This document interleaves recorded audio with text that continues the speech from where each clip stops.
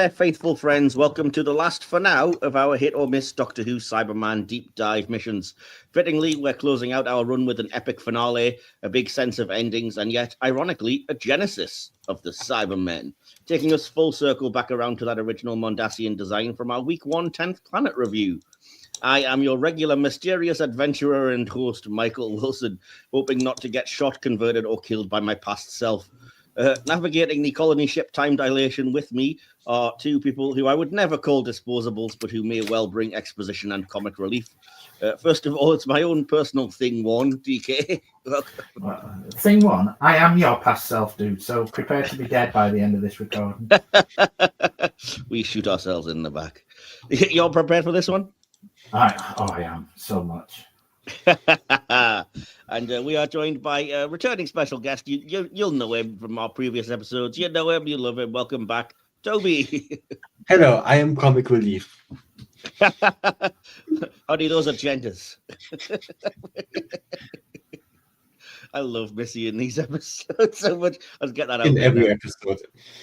Well, we will dive into the masterful Mondasian madness soon. But first, we're going to start, as we always do, by setting our course to head into the Vortex. As you know, we've kind of asked you guys your entry level to Doctor Who, your favorite Cyberman stories and stuff, and I'm kind of trying to use this to ask some interesting questions, and pose some interesting queries about Doctor Who in general, and relating them to the review a little bit as well. So I did mention off air I didn't really want to do favorite 12th Doctor stories because it seems a bit boring, and it will probably only end up with this episode anyway. So because this episode serves as the finale of Series 10. I wanted to go around and ask what your favorite and perhaps least favorite, if you want to give it, New Who series finales were. And I'm taking World Enough and Time when the Doctor Falls off the table because that would be a spoiler. So ignoring that for one moment, favorite, if you want to give it least favorite of the New Who series finale. DK, over to you then. Can you think? We'll start with favorite perhaps of your. Again, not counting World Enough and Time the Doctor Falls, which we'll deal with in enough time. I think you better go first, mate, because I'm going to have to look up a couple of these. Well, I mean, it sounds kind of silly, but I think probably one of the best, if not my actual best, would be Bad Wolf and the Parting of the Ways from the first series. Because a lot of the series finales, I think, tend to fall apart, or I don't love them. A very close second place would be Stolen Earth and Journey's End, but I think it unfortunately does kind of... It does rush to a Deus Ex Machina ending, which I don't love. But I was still there. I was young and I was a sucker for the whole, Avengers Assemble of Doctor Who type situation. But yeah, I don't really recall any of the others. I think I was mostly unimpressed or just thought they were terrible for the most part. The problem is with these, especially with RTDs, they have fantastic setups. But the payoff is just no. Yeah, I was going to say that's the thing with Series 9 is that Heaven Sent and Hell Bent has probably one of the best episodes, if not the best episode of Doctor Who for its first half, and then just completely shits the bed in the second half. So I couldn't really consider that my favorite, unfortunately, because you kind of got to consider both parts together. And I mean, yeah, the Jodie era ones, I don't mind, Timeless Children, but enough people hate it that I'm not going to go there. Yeah, and the others would be, that would be, Anyway, I didn't give you my least favorite yet. Oh, go on. It's Wishworld and the Reality War. I'm sorry. I don't absolutely despise them, but I think so much of that is botched. It ruins the companions from the last two series, rushes the Doctor to a regeneration that doesn't seem planned or prepared. Completely wrecks the characters of the Rani and Omega, and I just think no. Like I say, I don't think it's the worst episode I've ever seen of Doctor Who, but as a big finale and as potentially the last episode for quite a long while, it was just so. I'm gonna go with that. I think so. Yeah. Although seeing that Battle of Ranskoor Kolos is pretty stinky as well. Flux is the Vanquishers is dreadful as well. I mean, anything I'm sorry, if you're a fan, but anything Chibnall is lower tier, and I think, we disagree on it, so I'm not going to go into it. But Timeless Children to me is right at the bottom, the bottom. Fair enough.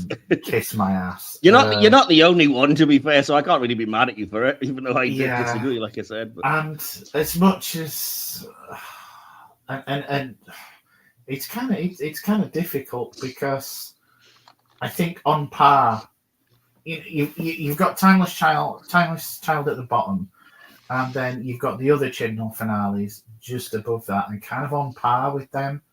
I'm sorry, The Vanquishers is genuinely one of the worst episodes I've ever seen. I don't know. I mean, because I'm throwing the last couple of shooty ones in there as well.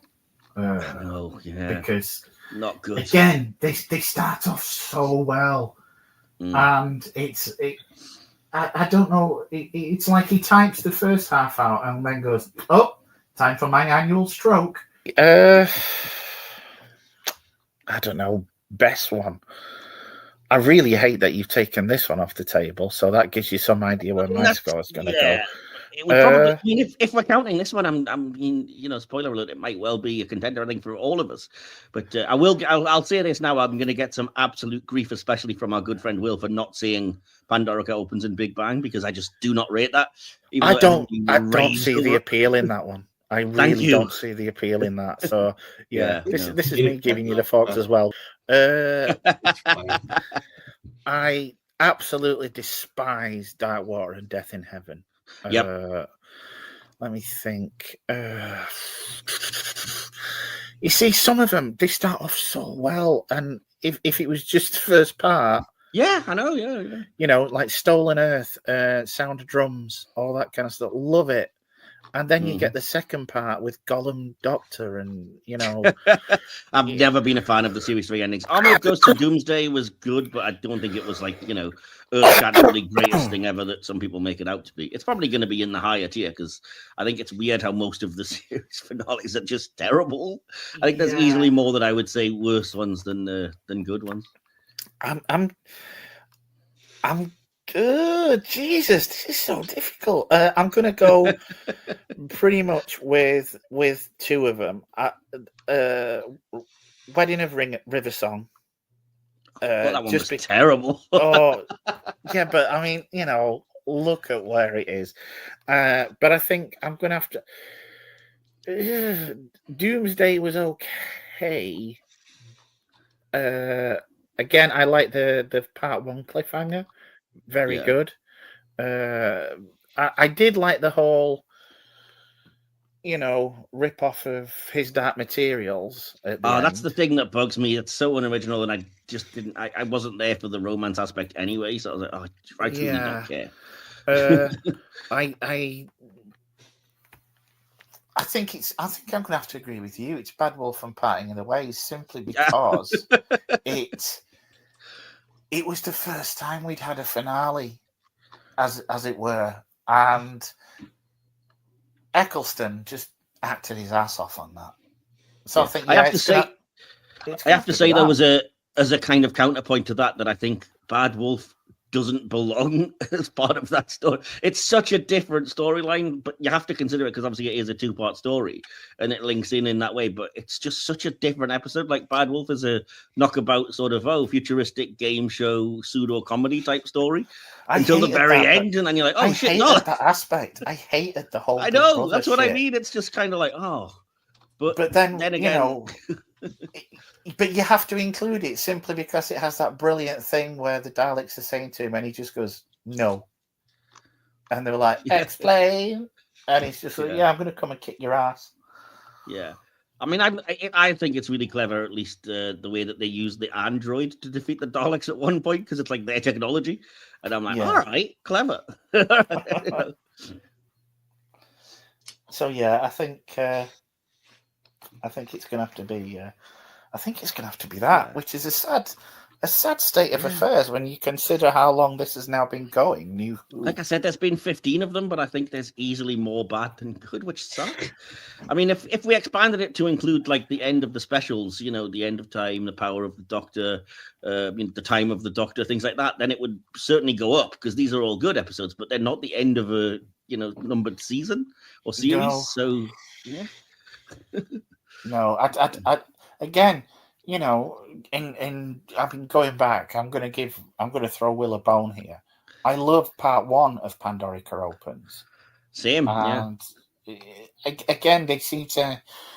I don't know whether they seem to write themselves into a corner. I don't know if they just don't know how to finish it. And I think that's the difference between most of these and the one that we're discussing today. Simply because you look at that one and you just think, this is a Doctor Who finale? Yeah.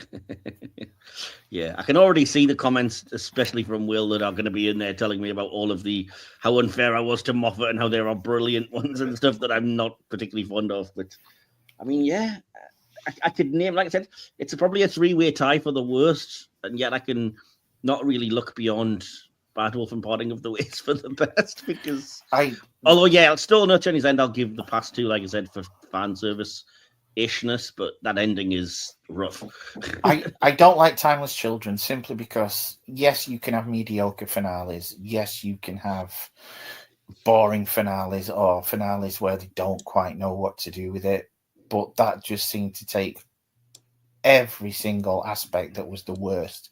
It was dull, it was exposition heavy, and it just felt like Chibnall trying to make his mark on the show, and none of it to me kind of worked. Even as somebody who kind of likes the episode, even I admit it's ridiculous the way that it just immediately writes out the Cybermen just out of nowhere and then spends like a solid 40 minutes with the Master just wandering around giving exposition. I mean, I don't mind it, but yeah, from Ascension of the Cybermen, a lot more was expected. And yeah, it's just very much, well, we wiped them out. There we go. Oh, all right. Okay. Yeah, he went from, the first finale he did, which Vanscour Colossus is terrible. It's just dull as dishwater. And then he just thought, do you know what? F you, I'm gonna go in the opposite extreme, and kind of did, but at the same time it was dull as dishwater, and he pissed off a lot of people in the process. So yeah, exactly. Never mind. I mean, I'll give him Power of the Doctor as a great finale if you want to count it, but it's the only sort of ending episode that I think he actually pulled off out of the 4. Yeah. Anyway, Toby, we've kind of talked over you while you've been having a chance to look up these finales. So, starting with your favorites, if you don't mind, favorite or joint favorites, if you want to give us. Favorite is easier. Okay. And I hear you with Bad Wolf and Parting of the Ways. I totally do. I enjoy Army of Ghosts and Doomsday more.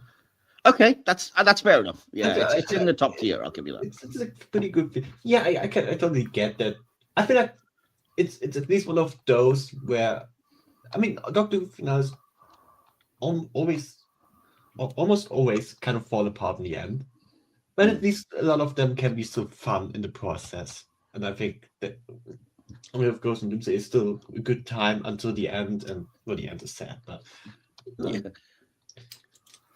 yeah. But Okay. Bad Wolf Parting of the Ways is probably number 2, honestly, if I'm looking through. Yeah. And the worst is it's a race to the bottom between a lot of stories that do a lot of bad things differently bad. Battle of Vanscour of Colors is bad because it's not a finale. It's just not. Like, I don't even hate the episode itself that much. But it's just boring. It's nothing. It's just like if this was, I don't know, episode 8 or something, I would be like, okay, sure. Cool, yeah, it's fine. Like it's a follow. Like I can kind of see where the idea with the finale was, with the connection to the quote-unquote story arc-ish. With it takes you away and Woman Who Fell to Earth, and I can sort of see where the idea was, but like you need more boom. It's a finale. Do something. Timeless Children is bad because it's an exposition dump, and I don't need it. The Vanquishers is bad, but I argue Flux fell apart. Well that before it, yeah, already. admittedly, but yeah. So I feel a hard time giving that the worst when I'm looking at it. You fell apart already before, so Yeah. whatever.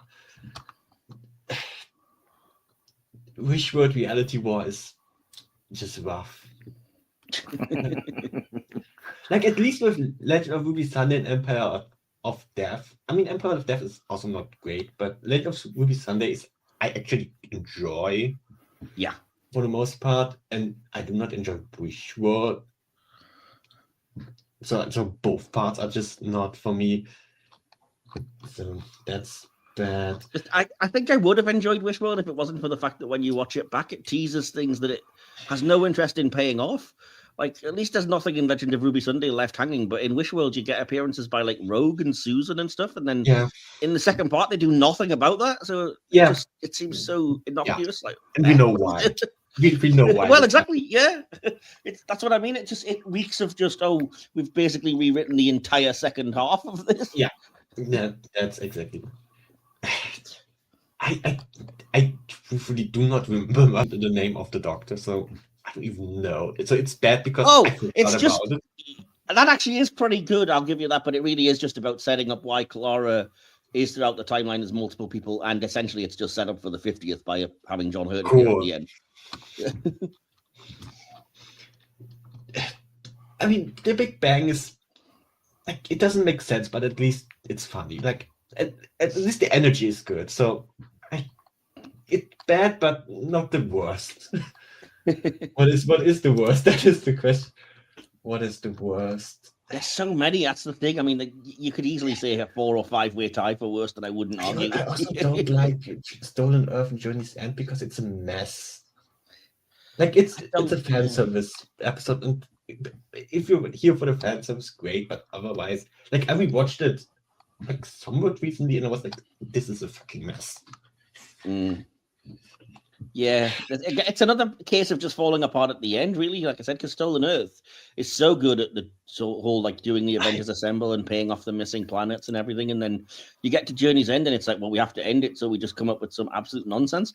And I remember reading in RTD's The Writer's Tale, it's like, it doesn't really matter how you end things because people are there for, the emotional beats and stuff. So even if your ending is complete nonsense and comes out of nowhere, and I'm like, that's not how you write things. No.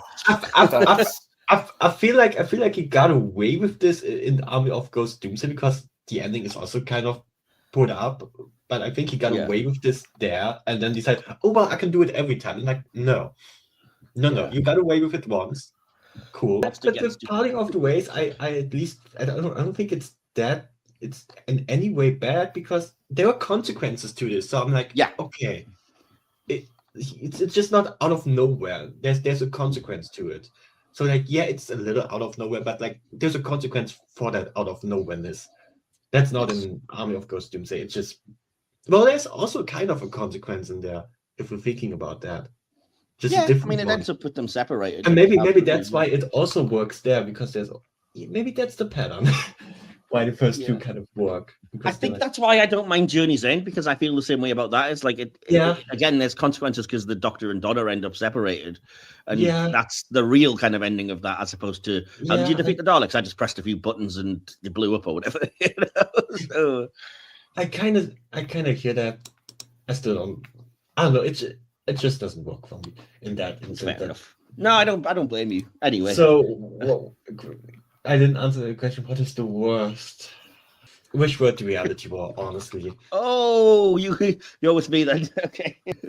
We've kind of talked way too much about that for now, so we'll put that to bed. We need to talk about something positive. Yes. Well, I'm going to put the Into the Vortex section to bed there. Then, as I say, when we've talked, it ended up being as interesting as I knew it would be, the discussion, even though it was mostly negative. Basically, yeah. But this show that we love is shit. Moving on, I'm going to move to the next section, which is the hit or miss section of the podcast. How I hate these hit or miss performances. So I did briefly discuss this with DK off air because we've been talking about how to structure this, and I know there's a lot to get into.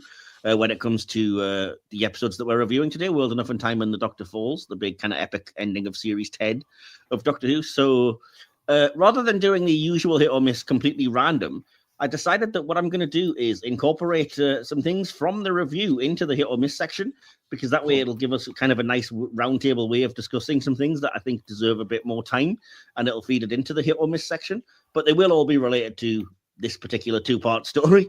Are we all okay with this? Yeah, that sounds kind of interesting, actually. So I have 4 things that I wanted to discuss and touch upon, and then hopefully it means that we can spend less time talking about the writing when we get to the main review. So the first thing, and don't worry, they're still sort of structured hit or miss-ish. So the first thing I'm going to ask is hit or miss for Missy's redemption arc. So not Missy as a character, but specifically her Series 10 redemption arc and the way that it obviously culminates in these stories. And TK, I'll come to you first for that one. I freaking love it. It's a balls to the wall hit for me. I like that they didn't. I like that they didn't go all out on her. So at the end, you still didn't kind of know what way she was gonna go.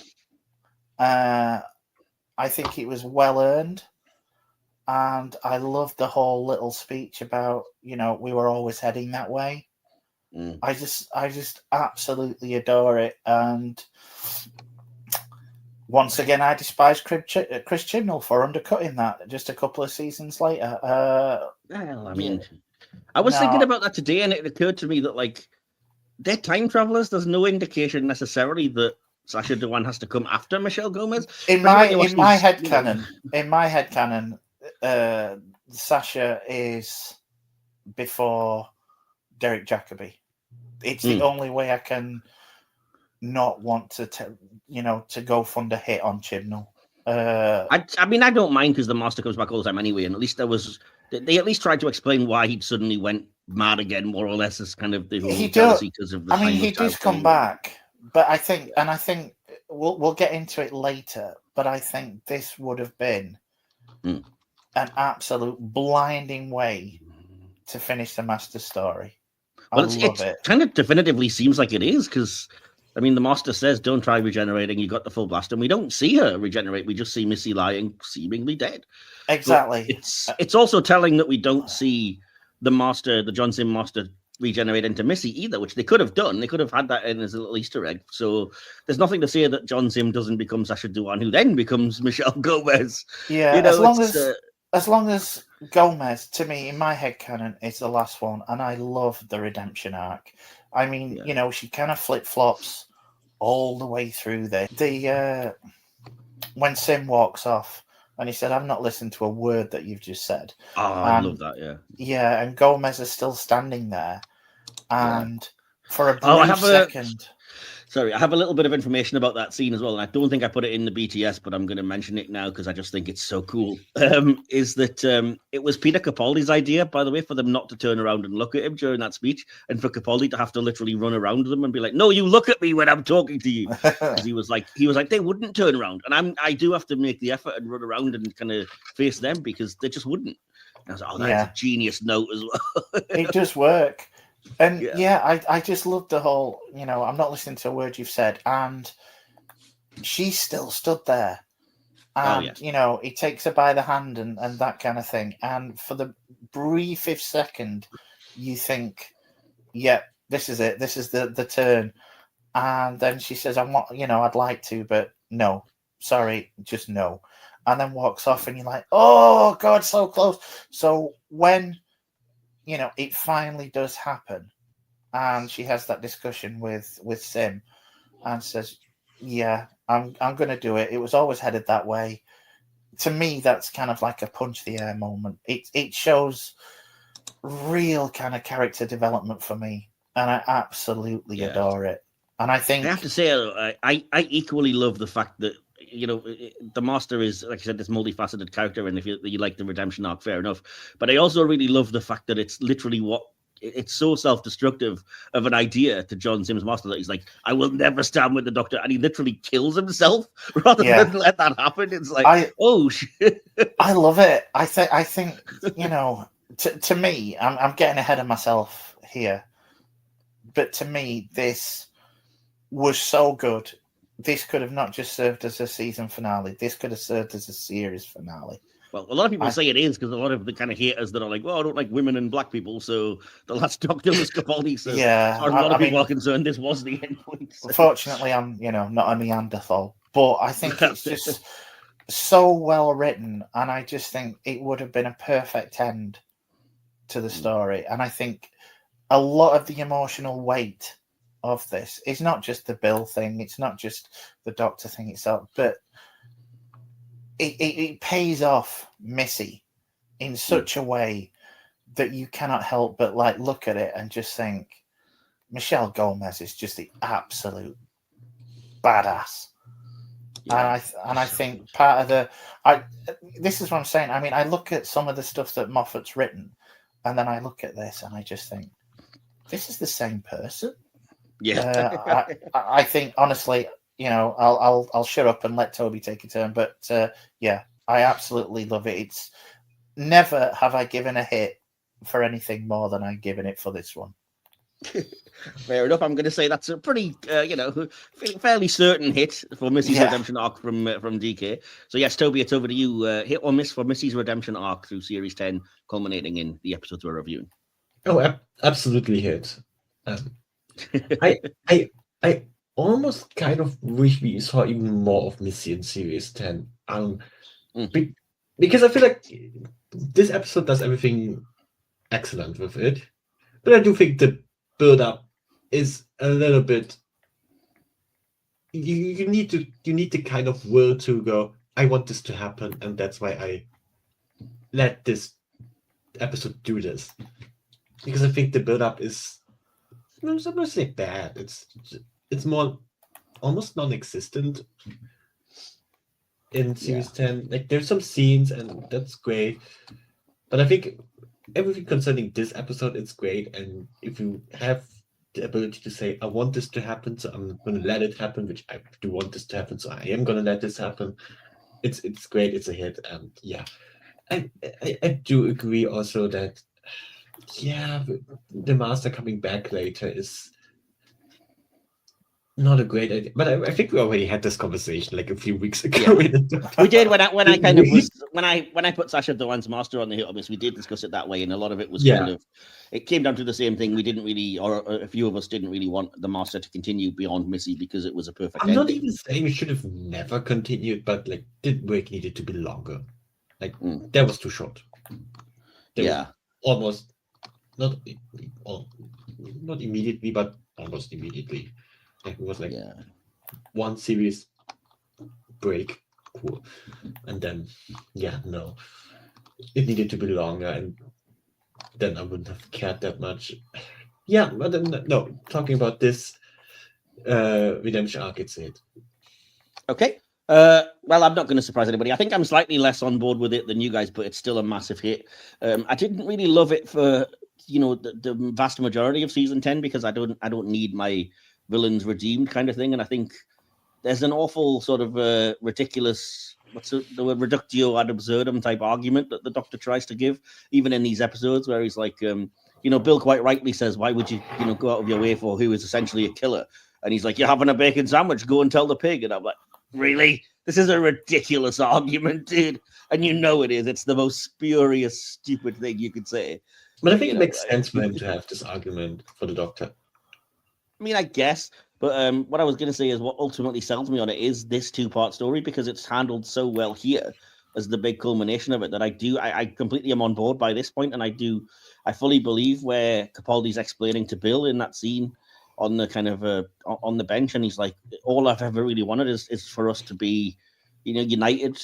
We were best friends, and I was kind of a man crush on him when we first met, and it's the only person that's remotely like me. I have to kind of do this. We have to be united in this way. And then, as you said, that fucking awesome speech at the close of the Doctor Falls that you can tell Missy does here, even though the Saxon Master's like, I didn't listen to a word. And I also think, like I said, some of the writing ideas are just absolute genius. And some people, I don't think we consider the basic, giving enough credit for basic concepts like, naturally, if the Master's facing a redemption arc, the worst thing you can possibly do is have them literally face their past, like literally bring in a previous master. It's such a clever idea because facing the sins of the past is something you're going to have to do. So by actually literally externalizing it, I was like, that is so clever. It's such a genius concept because then you can literally play off the person instead of just the deeds and, oh, you did this and whatever else. So it gives you that. And like you said, the fact that at the end, it just, you've wanted her to stand with the Doctor for so long. And then when she finally does, the Master kills the Master. And you're like, of course. It makes such complete sense, but it's so freaking tragic and so frustrating and so like, at the very end. Yeah, you're just like, that is so... I hate that it happened, but it's brilliantly done and it really affected me. So, I mean, yeah, these episodes are what ultimately sells that redemption arc for me. I can fully believe. And because, like I said, I think Capaldi and Gomez as an acting duo in those roles are probably the best since Pertwee and Delgado in terms of their chemistry. Absolutely. And the way they kind of bounce off each other. So, yeah. I mean, hit, essentially, is what I'm going to try to say about that. So I think, I don't want to spend too long on just that one thing, but I think I've said as much as I need to about how much I particularly like that part of this finale. So I'll move us to the next thing then. Are we all ready? Yeah. So hit or miss, and this does tie into the finale, but it loops back around a little bit. Hit or miss for the character of Heather, aka the pilot. And obviously we know, her overall story and the way that starts and ends would come into that. Tobi, I'm going to come to you first on this one. Hit or miss? Okay. This is the point where I have to say how I watched this episode. Because it kind of ties into this. Because I watched the first 20 minutes or something, yesterday afternoon. Then I watched the last 20 minutes of the first part yesterday night. I watched like the first 50 minutes today. You were old school classic Doctor Who style watching. And then I didn't have time, so I literally just read the script for the last 10 minutes because I could not watch it. So the Hammer part of this episode is read through only. Okay. So you have seen it before, though. It's not like the first time time you ever saw it was the script. Of course. It's not the first time, of course. We should tell the audience it's not like you've never seen it and you were like, no. What happens? No. I've seen it before. I've seen it many times before. Yeah. Because this episode is too good. But not this time. Yeah, Hammer. I don't know. I think I'm kind of in the field where I don't particularly like it, also don't dislike it. I honestly have no strong feelings towards her. She's fine. It's a nice ending for Bill. Like, okay, happy ending, cool. Happy in quotation marks. Happy considering the circumstances. I think it's a happy ending. I mean, you can't really ask for better. Considering the circumstances, that's what I mean. Well, I mean, she says herself explicitly, if you want to just be made into a human again, I can do that. So it's not like it's even like a kind of Astra type ending where it's like, or a Clara thing where it's like, okay, you're alive, but it's like, no, you could be alive anytime you want. So sure, is it a hit? It's not a hit. Okay. Does that help? So yeah, soft hit. You're kind of a little bit on the fence. I think that's just soft hit. That's good. So yeah, because really what I'm thinking about is, how does it feed into Bill's ending? Because it is so important after what we've seen her go through in these episodes and stuff. Spoiler alert for these episodes, obviously, listeners.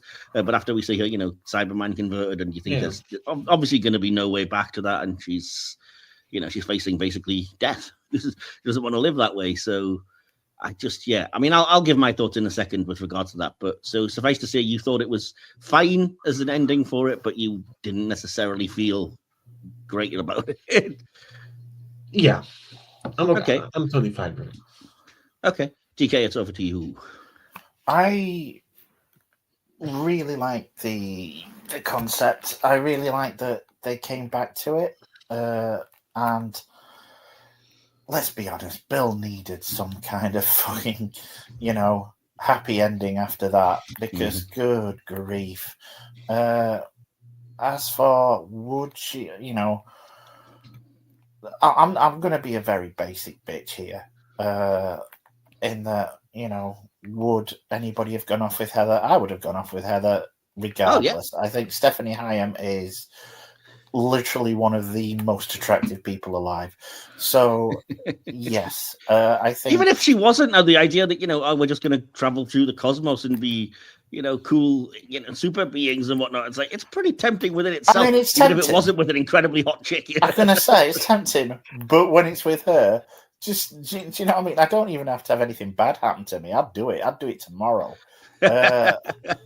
So, yeah, I think I do like the way it was done as well, because obviously, the seeds were laid in the pilot, and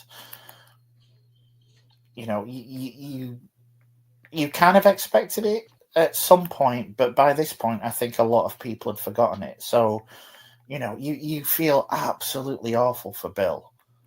So then to see Heather turn up, and you're just like, oh, thank goodness.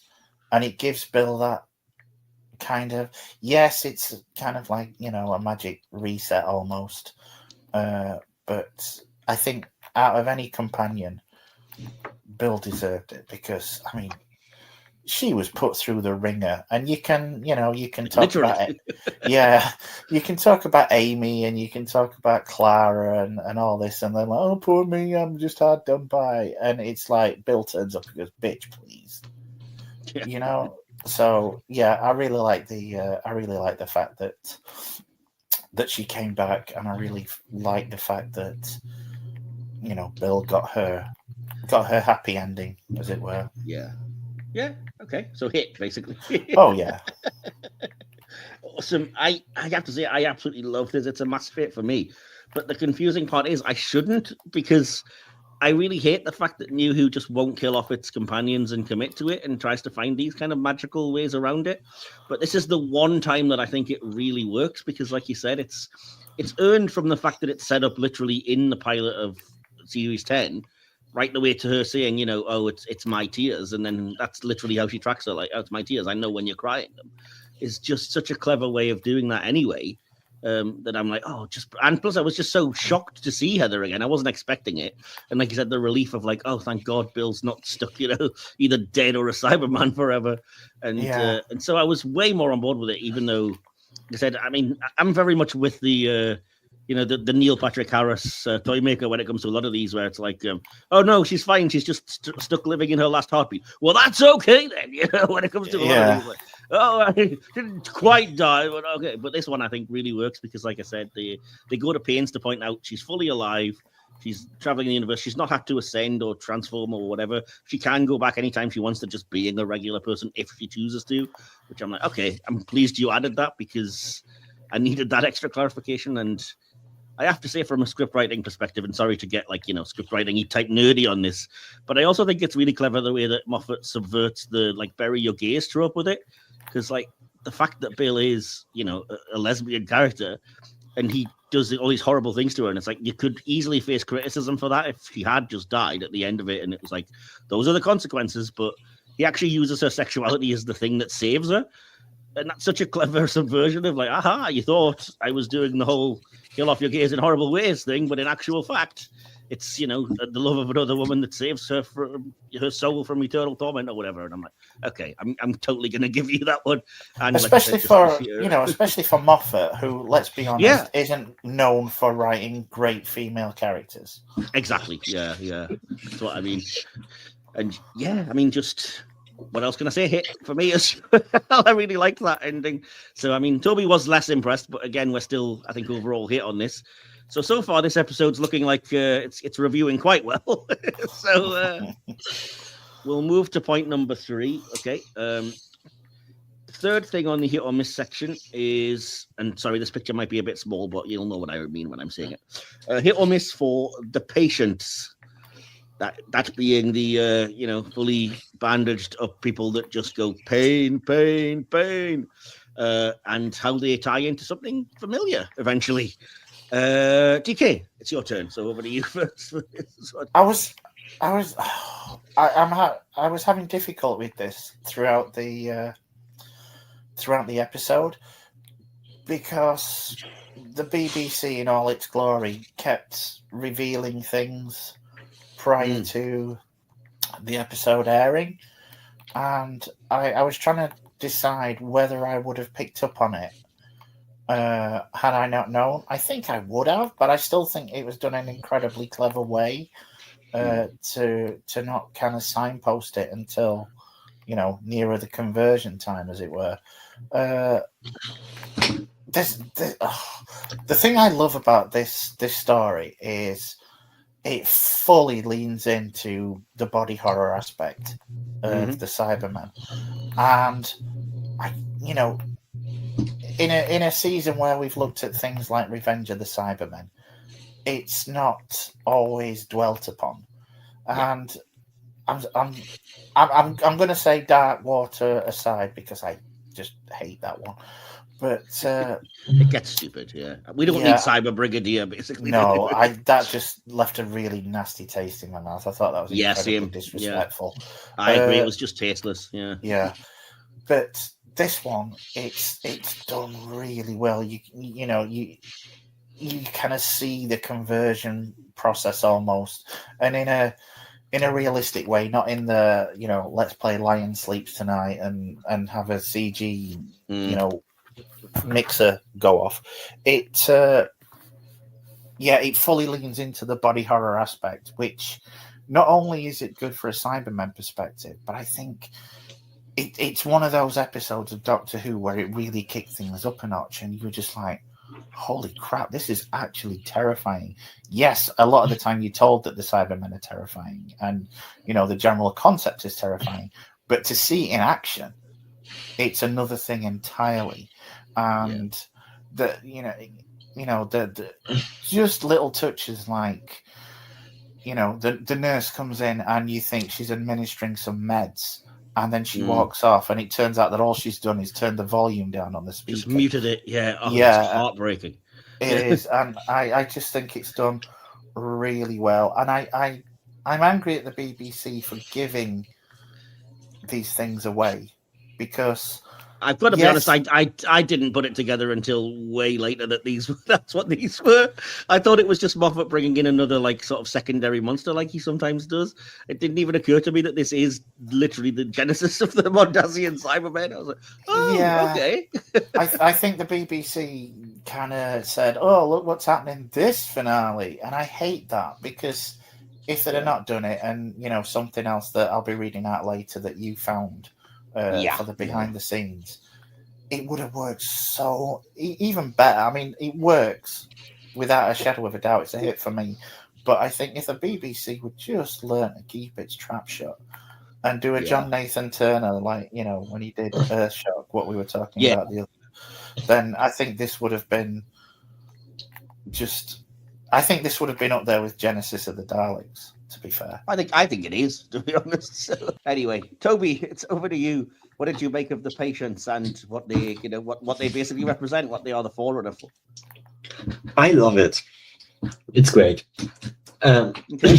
I didn't remember how scary this is shot, because I was watching this, was like, wow, this is actually really, this is like a horror movie almost. Yeah. At least for me. So I really loved it. I didn't have the experience that I got anything spoiled for this episode when I first watched it. So I hear people got that the BBC told everyone that the master twist or something. Like I don't know. Oh yeah, we'll get to it. It's in the behind the scenes, and I have something about that as well to tell you. Which I didn't know, and so I watched this without knowing. So when the first time, of course, now I know. I didn't forget suddenly. Yeah, obviously, yeah. So yeah, are you just basically echoing what DK says in terms of why you think it works really well for these things? They're just chilling and horror like. Yeah, it's just chilling horror like. It's just cool. It's just a great visual. Yeah. Yeah. I mean, knuckle down, everyone, because I'm gonna just hit you with a lot of praise again. But I love this so much because I love how it takes limitations and makes them into such a benefit in terms of, like I said, what I think the Cybermen should always be. Like you said, leaning into the body horror aspect, this could not be more further removed from the Revenge of the Cybermen. You know, oh, you're just tin soldiers, you know, just robots, machine thinking and whatever. And this really shows you, like, no, they're not. And that's what's freaking horrible about them, you know. So, I mean, like I said, in terms of limitations, it's obvious that the original Mondasian Cybermen look the way they do because it was 1966, and what are you going to do? So, you know, the cloth face was kind of, I think, a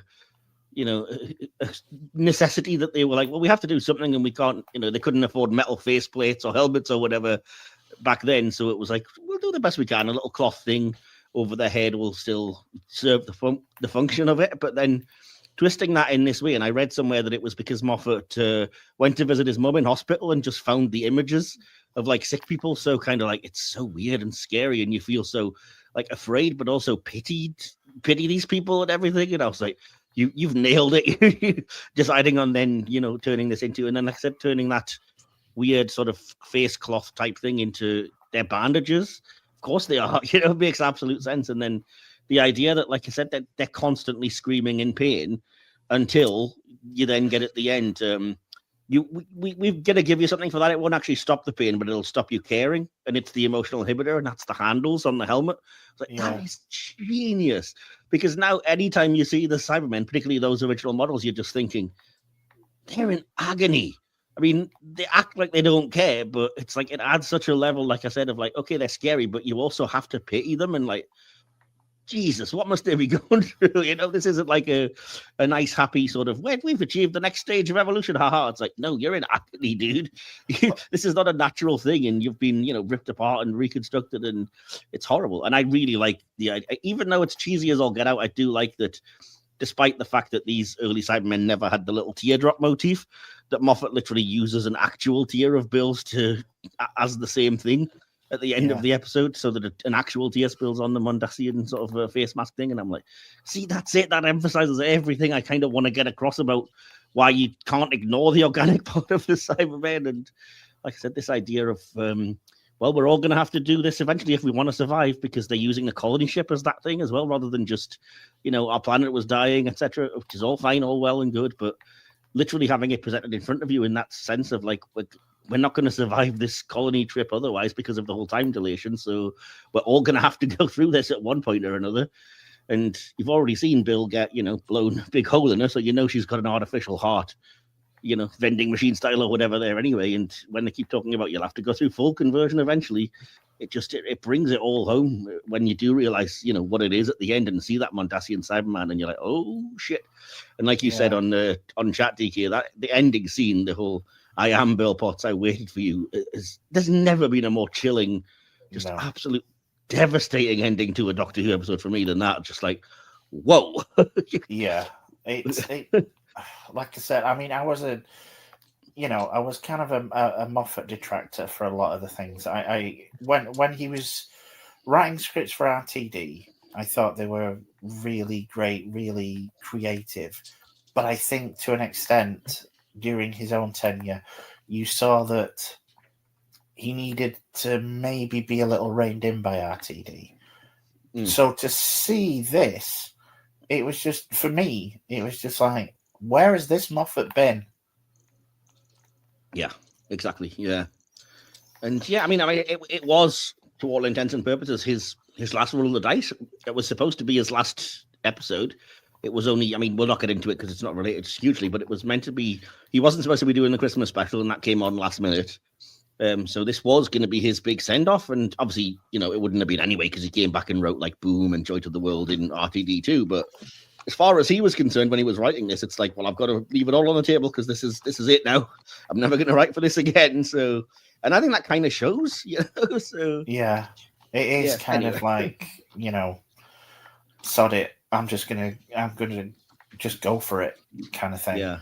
But it does, you know, going back to the emotional inhibitor, it does make Matt Smith's Doctor look a bit uncaring when he's, you know, referring to the dude as handles. Well, in fairness, he does say that is just literally the robot. There's no head or whatever in him. You know, it's not like he's an actual skull Hamlet style in there. You know, that would be kind of weird, you know. But yeah, point taken. Anyway, so another hit. So I've got one more thing that we'll talk about hit or miss style, and then we'll. Sorry, can I just say one more thing about the Cyberman? No, because I need to. I will forget if I don't do this now because I picked up so many hints about what is happening to Bill in the story. I mean, you mentioned one conversion is permanent. That was sad, but also in the very beginnings, the master says new heart shiny. I picked that up. That was really cool. Oh yeah, he does. And I mean, like I said, that's what I was referring to when I was talking about how he says you can pull it off. And a lot of people, it ends up looking sort of vending machine. Yeah. But I think the cleverest one was when the nurse kind of taps on Bill's chest and you hear a metal sound. Yeah. I thought that was so cool. I was like, oh, that's a great detail. You really thought of that. The last thing I'm going to talk about in this style and in this section, hit or miss for Nardol's ending, because the episode also has to write out Nardol as a companion. And Toby, what did you think about the way the Nardol story came to a close? Hit or miss? I think it's a fitting ending. Yeah, I'm not sure if I have any deeper thoughts about it, to be honest. I think I feel like he's a difficult character to write out in this position. So I think Moffat already was going to have a hard job doing something that fits, and I do really like the way the Doctor just kind of plays with his ego a little, and in that way pushes him to continue. I don't know what the exact quote is. You probably remember. Out of the two of us, let me ask you, which one of us is the strongest? Exactly that. That I thought was really, really fun and clever. Yeah, I think it's a fitting ending. Probably as good as it was ever going to get in this kind of position the episode is in. Yeah, fair enough. That makes sense to me. So hit or miss overall then?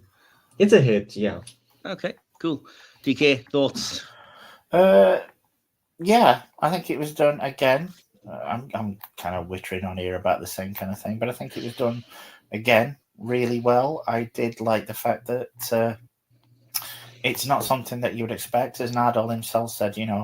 I'll be selling their own shit back to them, kind of thing. I'm in a room with more than 3 people. I start a black market. Yeah, that was a good one. But it was then nice to see a little later, the fact that he's acclimated to surrounding himself with all of these people, and he's kind of made a home for himself almost. He's lived up to the potential that the Doctor saw in him, and I thought that little aside showing, his development, I thought it worked well. Like Toby says, it would be it's a difficult character to get the handle of. Oh God, pun not intended. But yeah, I think both Moffat and Lucas did an extremely good job of, at the end making him a noble kind of character, because I think that's something that throughout the series you're not really seeing. Yeah.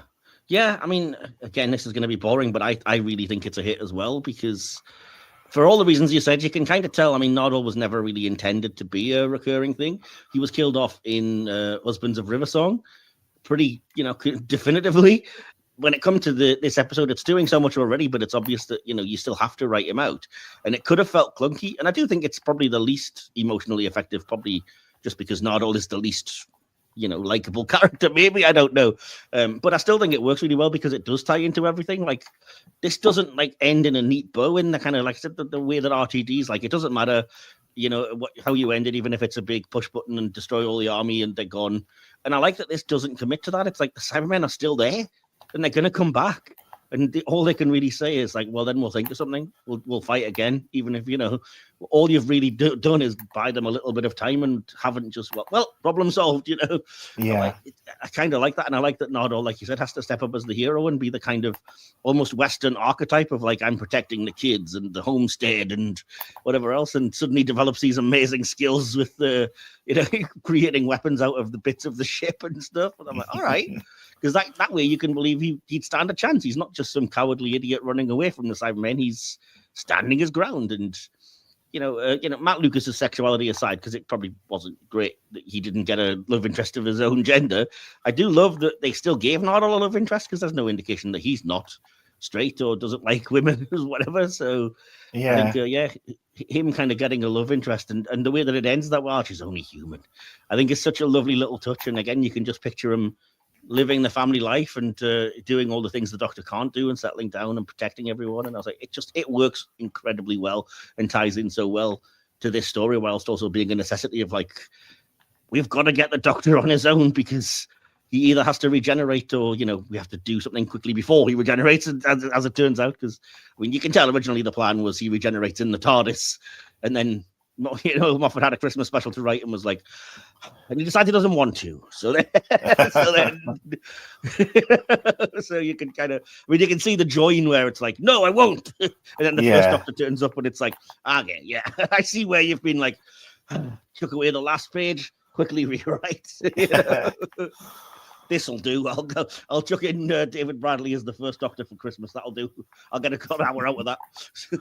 So, but so hit overall for that as well, I think. So again, this episode's not coming out looking particularly it's negative, is it? It's a loving. I mean, after we did nothing but diss every other finale, we've just been singing the praises of this one. So, obviously we'll get into the full behind the scenes and then start breaking the episode down. But as you know, I do like to go around first and ask this question, which seems a little bit weirdly placed now we've done some of the talking about the episode already, but I'll ask it anyway. Can you remember the first time you saw this episode? What your thoughts and feelings were? Were any of the surprises shocking to you?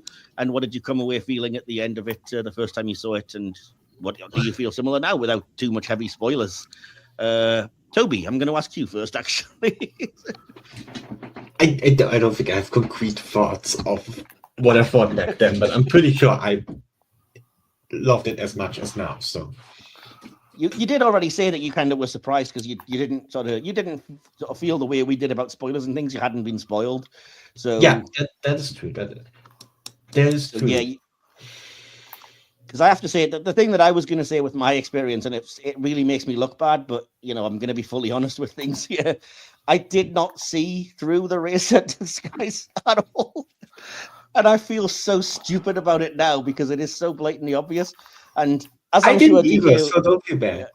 Okay, fair enough. As I'm sure DK will say in the BTS, apologies if I'm stepping on that, the BBC had already ruined that John Sim was coming back because he was in the season trailer. And so we knew he was coming back at some point in Series 10 and he hadn't appeared yet. So it's not like I didn't know John Sim was coming back as the Master. And yet when I saw Razor, because the prosthetics, I think, for me, are pretty good. And I just assumed, I remember thinking to myself something like, oh, this is a really good character actor. I'll have to look up who this is when the episode ends because I think I recognize the way they're playing this. So I'll see who it is and it might be someone I recognize. And they may have given them an extra little bit of prosthetics or a bit of something to make the character interesting. And at the very end, when he's like, do you still like disguises? It's necessary when you happen to have been someone's former prime minister. I was like, oh, shit, it's him. I genuinely got such a shock at that. And then, like I said, looking at back, everybody I've spoken to since was like, it was so obvious, dude. That disguise was terrible. And I kind of clocked it straight away. I was like, I feel so stupid. I just didn't see it coming at all. Yeah. I got quite a few shocks. And then obviously, like I said, the actual moments that hit you hard, the emotional moments, the fact that, I mean, it starts with Capaldi regenerating. And yes, we'd had a fake out, in that shitty Monk trilogy that, would look like a regeneration, but wasn't. But here it's clearly, stakes and consequences. And yeah, everything that happens was just like, everything matters in such a huge way. And it was so surprising to me. And yeah, I don't know. It was impactful, put it that way. So, yeah. So did you have a similar experience then, Toby, where you just shocked countless times like I was? Probably, yeah. Probably. Okay. Very likely. Fair enough. And so what about you then, DK? Over to you for your first thoughts. I think I was like you with regards to John Sim.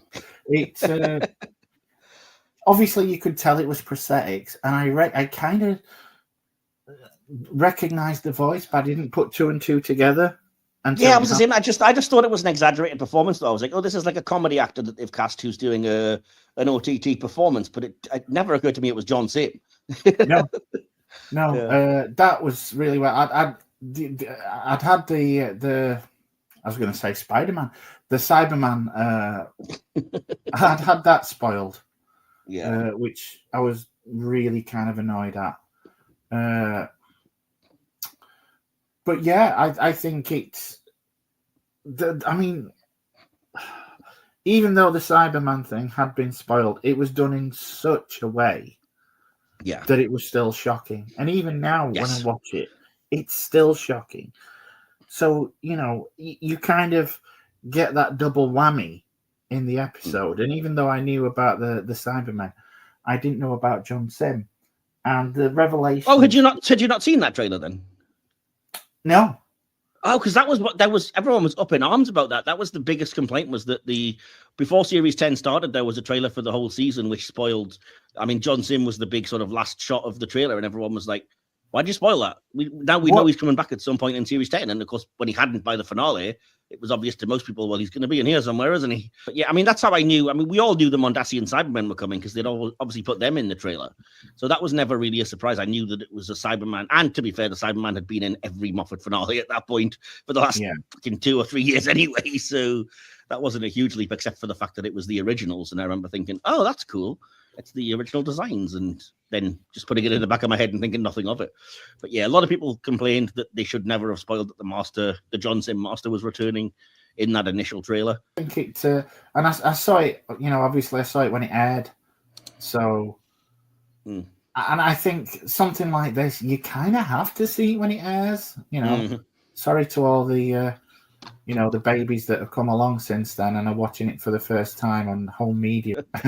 What makes it effective is because the writing in this, because, they don't dwell on things, they don't try and over dramatize things, and everybody gives a good performance. It is simply, you can come back to it already knowing what happens, and you can still be affected by it, as we, discussed. Definitely. Cool. Well, we've got a lot to get into. There's so much about this episode that we can talk about, and probably will. Hopefully not for too much longer. But as I say, a lot of it also feeds into the behind the scenes and the genesis, no pun intended, of the episode and stuff. So to start talking about that, DK, I've tasked you with going behind the scenes yet again. So would you like to take it away, and we'll activate the time-space visualizer, and you can give us our BTS. That meant that you could just tune in and see any event in history. Yes, that's exactly what this is. No, Doctor, you're kidding. During the final battle, the Doctor lists the various sites of his encounters with Cybermen.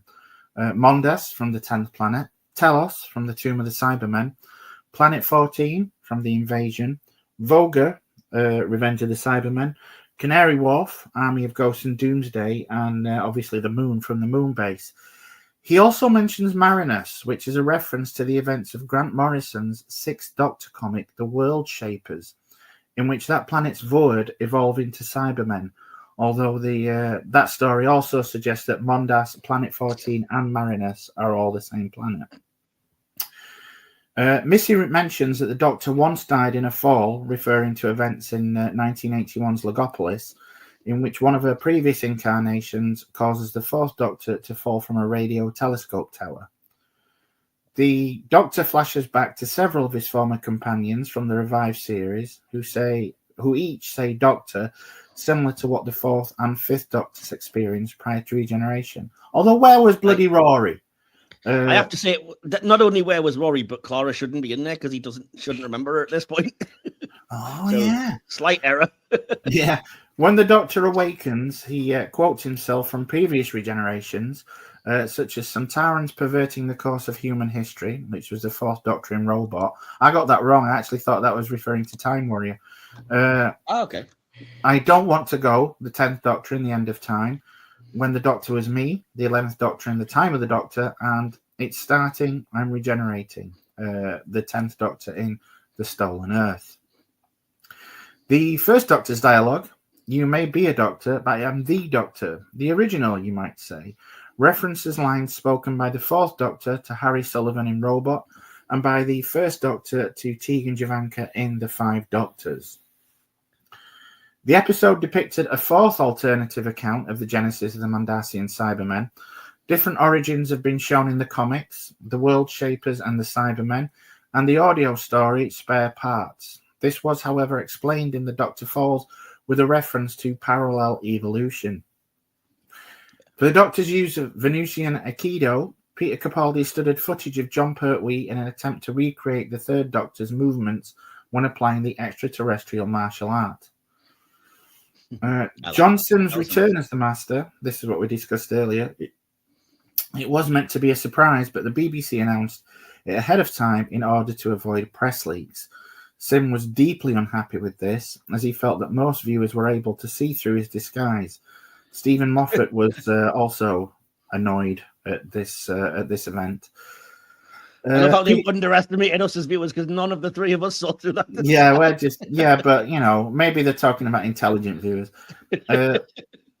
Peter Capaldi had long spoken of his interest in facing the original Mondasian Cybermen, so Stephen Moffat decided that Bill would be transformed into one of these early Cybermen.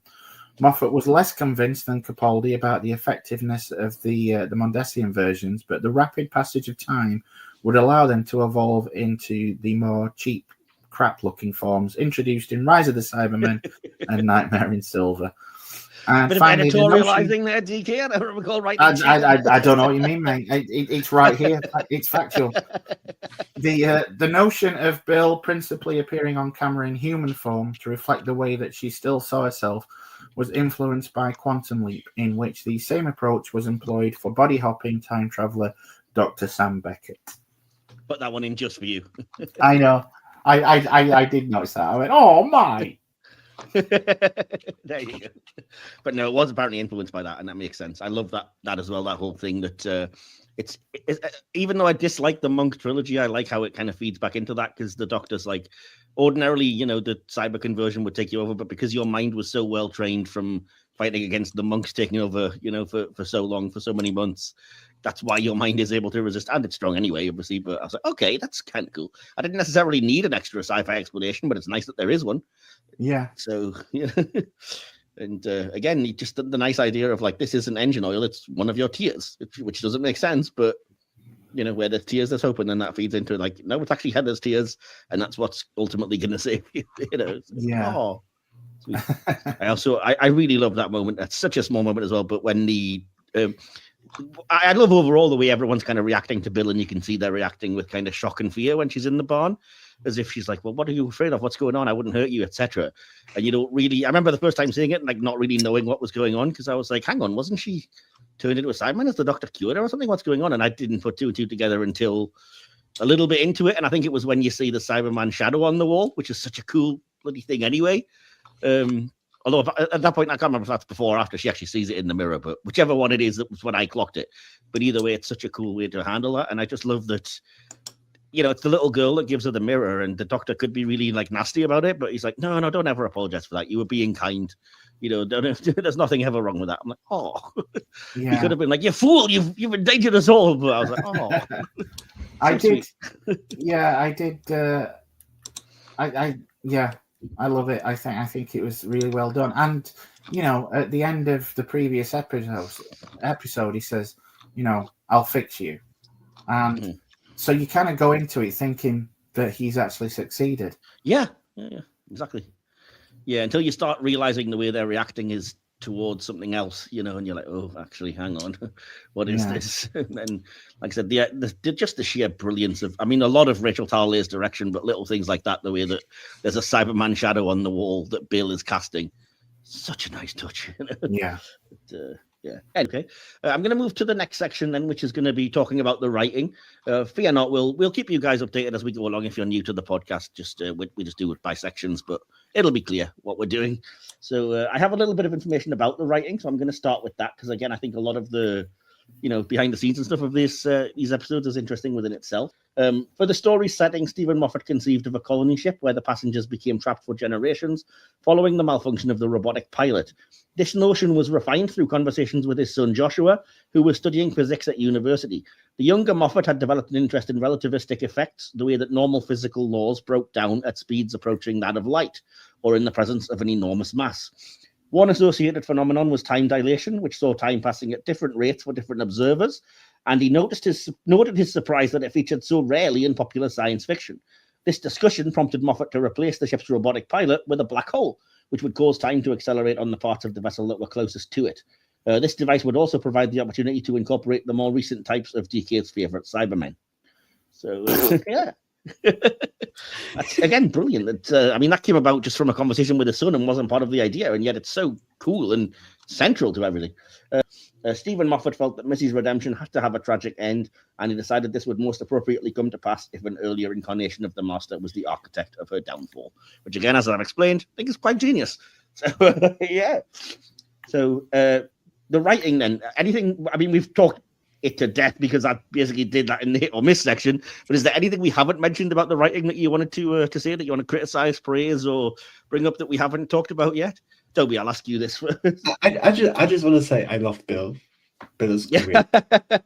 Not just in this episode, but just in this whole series, just as a character, as a whole. She's great. She's so great. And she only gets one season, which sucks. She's so underappreciated, honestly. I feel like in this. Oh, I don't know. I think she's more popular than we think, to be honest. But I hope so. I think so. I think she is. The first 15 minutes are just also so funny. I was just going to say the entirety of just Missy trying to be who she calls Doctor Who in those first 15, and everything she does, the dabbing, the winking, the kind of. I am that mysterious adventure in time and space known only as Doctor Who. And I have no idea. I'm just like, why are you doing brilliant. that? I'm streamlining. Exactly. I'm giving us actual minutes. These are my companions. Exposition and comic relief. We're not functions, sweetheart. Those are genders.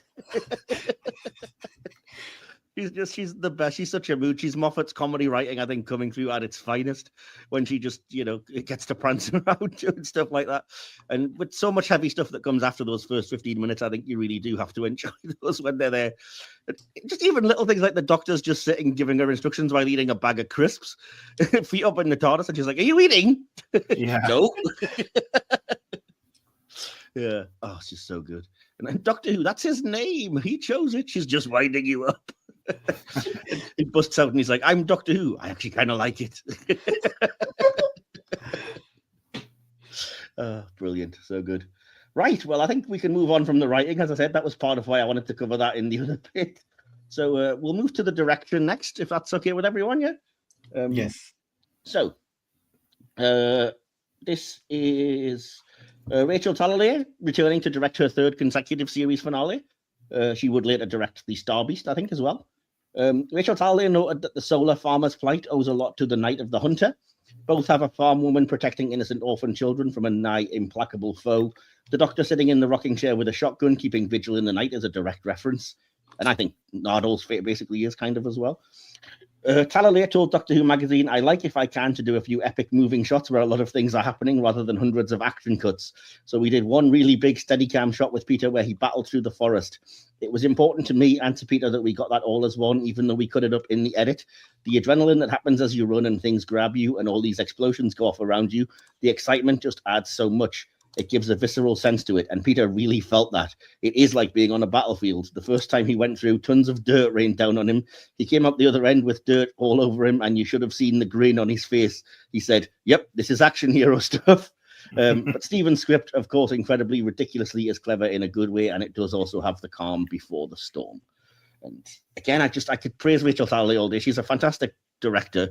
I mean, if you don't already know her, she started off as an assistant director on the Nightmare on Elm Street movies. I think she directed number 5. Yeah. Entirely on her own. She then directed the film Tank Girl, which is something of a cult movie. Not fantastic, but certainly not terrible. And she's directed countless episodes of the Arrowverse shows, which is where I knew her from before Doctor Who, like The Flash, Legends of Tomorrow, Arrow, Supergirl, etc. I'm not sure which of those, but definitely some of them. So yeah, she's a well-known director, American, obviously, and I think she adds so much. She's got a great eye, and I'd be here all day if I was talking about little things that she can do really well, but follow her on YouTube. She actually spends a lot of her time breaking down the episodes that she's directed and how she did things and everything. And if you ever have a spare several hours and you want to know every last thing about Heaven Sent, because why the frig wouldn't you? just follow her YouTube channel. It's just incredible.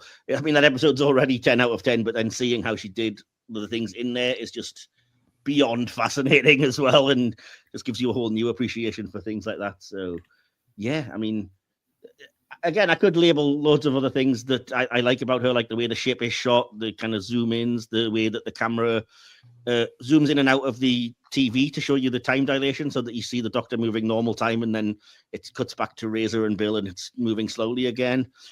But again, I'd be here all day if I listed everything. So suffice to say, I think the direction in this is top notch, like noticeably brilliant, and gets out of its way when it has to for the emotional moments as well. So anything that you guys wanted to add about the direction of this? I just think it's great. She's great in every she needs to direct more Doctor Who, honestly. Like, bring her back. I'd love to have her back. season. Yeah. I'm Like sure the last thing she directed was the Star Beast, and we need her back, definitely. She is maybe the only one of the few that make Doctor Who feel like a movie. Like, this is movie production. This is not a TV production. This is a movie production. Yeah, and before having Disney money as well. Do you know what I mean? So this is impressive. Exactly. Like the spaceship in the beginning, I was like, oh wow, this looks really good. I did not expect it to look this good. Yeah. The fact that you can see in the windows and see what it is though as well, so you can see like the fields and the kind of the living conditions through the ship's windows. And this is such a small touch, but the idea that the deck number is just written on the sky is so cool. Yeah. Sorry, I just remembered that. Yeah. Honestly, this episode looks better than a lot of the Disney stuff. Sorry. Definitely. Yeah, 100%. Yeah. Whatever they were doing in this era of Doctor Who, and with her, like, do it again. I think a lot of it, I mean, not all of it, but a lot of it is just having a good, experienced and skilled director who knows what she's doing and who's worked in movies and television, both. A lot of the other episodes are also really, in this era of Doctor, I think a lot of the other episodes also look really good. Like, of course, she is the exceptional high point. Yeah. That looks really impressive to me. Also, the cityscape when they're on the kind of the factory floor, as it were, it looks kind of imposing and dark, and you feel that kind of hopelessness even before Razor starts talking about the fact that everybody's ill and people have to survive. And I also love there are some shots later where they're in part 2 in the field where the Cybermen have already started invading, and there's several shots of Capaldi and he's almost in silhouette, and you've got those really bright lights in the sky behind him, and I just think it just looks beautiful. Everybody on this deserves a freaking medal. Yeah, for sure. Okay, are you happy to move on from direction then? Yeah. So you have a little bit about the acting, I believe, then, DK. We'll talk about I that. do. As far back as 2009, John Sim had assured Stephen Moffat of his openness to return as the Master. Indeed, Sim was hoping to be involved in The Day of the Doctor. Moffat was keen to have an actor of Sim's caliber back, but having introduced Missy, he knew he would have to delay Sim's appearance to avoid undermining the new incarnation. As such, the finale presented an ideal opportunity to bring the two Masters together, a plot twist that had never previously been exploited on TV. Sim decided that he would portray a distinctly older version of his Master, in part because his hair had gone grey in the interim. He also opted to grow a goatee in homage to Roger Delgado and Anthony Ainley. Sim had previously considered sporting similar facial hair for his initial appearances as the Master, before he and Russell T Davies had decided that it was unnecessary. And Michelle Gomez said that the scene where Missy leaves the Doctor was the hardest scene she ever had to film, as it was her last scene with Peter Capaldi. You can sense that, I think. Basically, we've already kind of said that, but you get the real sense of the weight of that scene when she's like, I'm so sorry, but no. And yeah it's so good. So acting-wise, I mean, is there anyone that you wanted to shout out that we haven't kind of talked about? I mean, everybody in this, I'll say now, is spectacular. I mean, particularly shout out in particular to Pearl Mackie. I think when she's delivering those scenes in the barn and kind of talking about, what is she now, and the existential pain of being a Cyberman, and then even at the end when he's like, if I'm going to become those things, I don't want to live like that. And then she was the one that finds the Doctor's body, and it probably broke my heart when she's like, well, this is the one place you would rest in peace if there ever is such a place, and I'm never going to believe you're dead because one day the universe is going to need you too much. And I'm like, oh, she's so good in every bit of this two-parter. So, but again, that seems like it's underplaying how good Capaldi is and how good Michelle Gomez is and how good John Sim is playing the actual master and not some loon. And I mean, they're all so good. And even small parts like the actress who appears in part 2 that ends up becoming Nardol's love interest is an actress called Samantha Spiro, who she's a comedy actress predominantly, and she's been in some other Moffat comedies like Coupling and stuff. And she doesn't have a large part, but as soon as I saw her, I was like, "Oh, yeah, it's her." And she's so good in like a thankless role, just having to be the woman to be protected, I guess. And I'm like, even the guest stars in this are pretty good. The blue dude that shoots and kills Bill because he's terrified of the Cybermen coming to get him, and the really sinister freaking doctor and nurse that are talking to what the conversion is. They're all good, So that's my 2 cents on the acting. What about you two? DK, what about you? What did you think of that? I will say it gives me an opportunity as a shout out, because I can't believe we went through the writing and completely forgot about this. What me and you were talking about off air the other day, in that it gives Capaldi, in my opinion, one of the best speeches of his entire. Oh, it's coming up. Don't forget, I do ask favorite line at one point. Yeah, his entire career. I just think it's just absolutely phenomenal.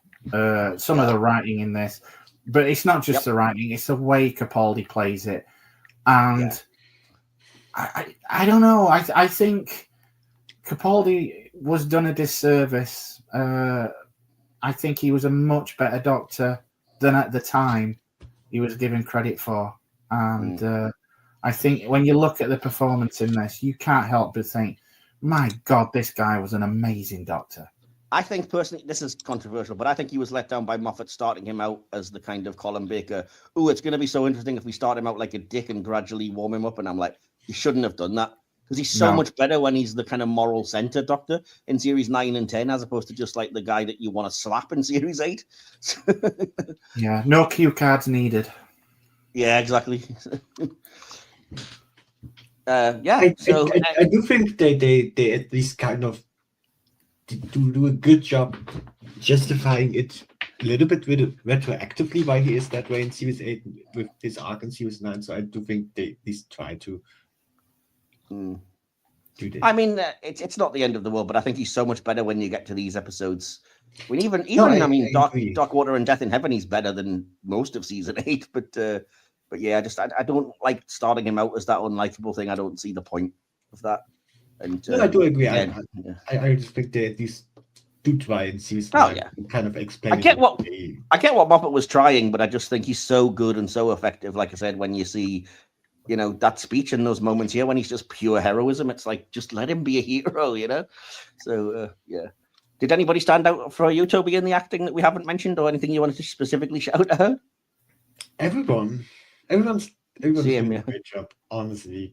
And then I also want to second this. Peter Capaldi is great as a Doctor, and I honestly think with every year, I think he just gets better for me, and I feel like at some point I have to be honest with myself and ask myself, maybe he is the best. Yeah, I can see why a lot of people have come to that conclusion for sure.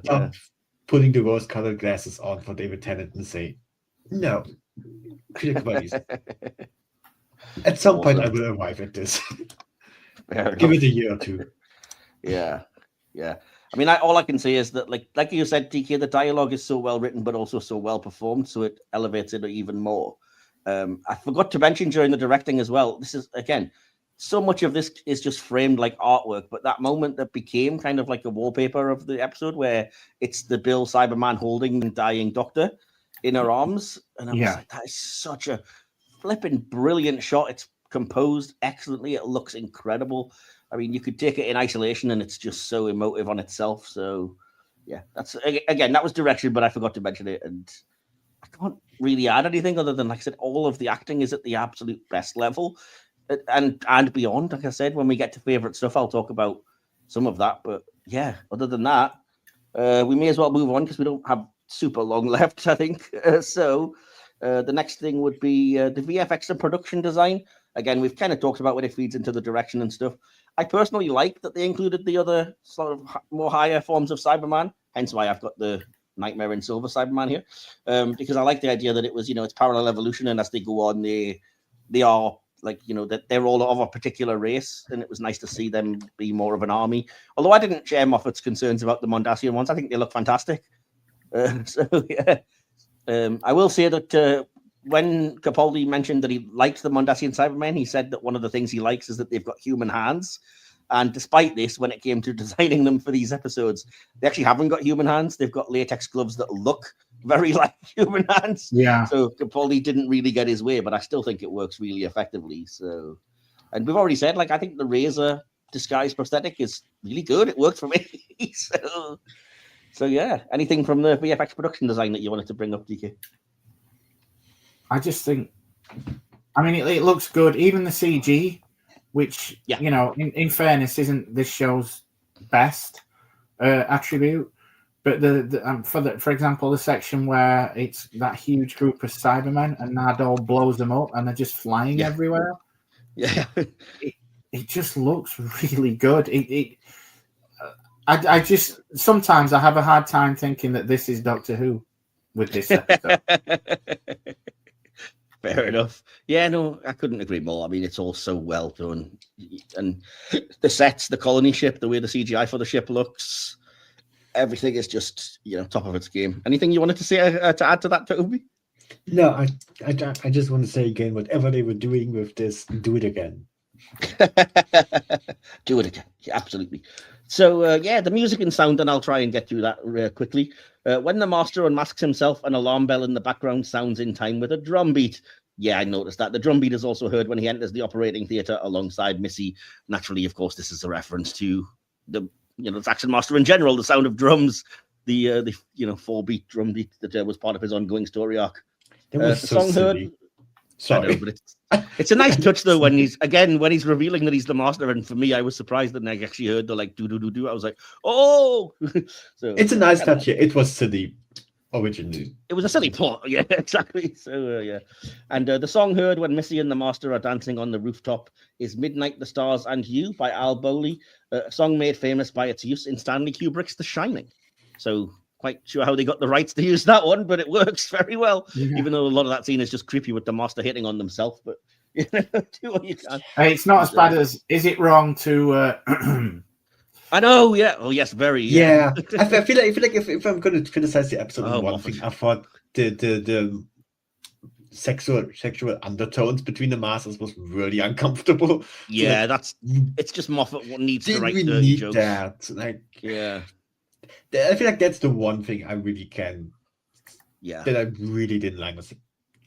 Then again, it kind of feeds into the character of the master though, because if ever there was anybody that freaking loved themselves, it's the master. I feel like it works decently enough in the beginning when it's just kind of this flirty energy. Yeah. I think that's kind of still, because that feels more partner in crime stuff, like they're just crime buddies, but I think the moment it's like, is it wrong?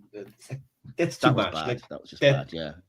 Like flirty energy, but like it got too sexual energy in the end. I was like, no. Yeah. I have to say, in regards to that start of part 2, though, I know it's very Sherlock, but I also do love the way that the doctor's like, when you knocked me over, I changed just one little thing, and so now one heart is registering as 2 hearts, so you're on the menu. And it's the way that he just goes, you should know if I'm in the room and you're winning, there's something up. Like, yeah, I also like that. You've got the best thing against an army of Cybermen, me. I mean, going back to the master thing, I mean, this is typical Moffat because he pulled a similar joke with Amy, didn't he? In the oh, completely. He does it all the time. But yeah, he does it with the 2 Amy's in the sort of special Children in Need episode or whatever it was, the little mini episode. Does Moffat want to bang himself? That's what it is. He's a dirty comedy writer. You know what they're like. But Yeah. anyway, so I tell you, we're going to move on then to the next bit because we don't have a lot of time left, and I want to finish this as quickly as I can and get us out of here without spending too long on it. I think it's kind of obvious where we're going when it comes to rating this. So, but what about you? What did you think? I did put the usual call to action out on social media to ask your thoughts and opinions on World Enough and Time and the Doctor Falls. And yeah, we're going to open the Subwave network now and head over to those. I'm transferring the subwave network.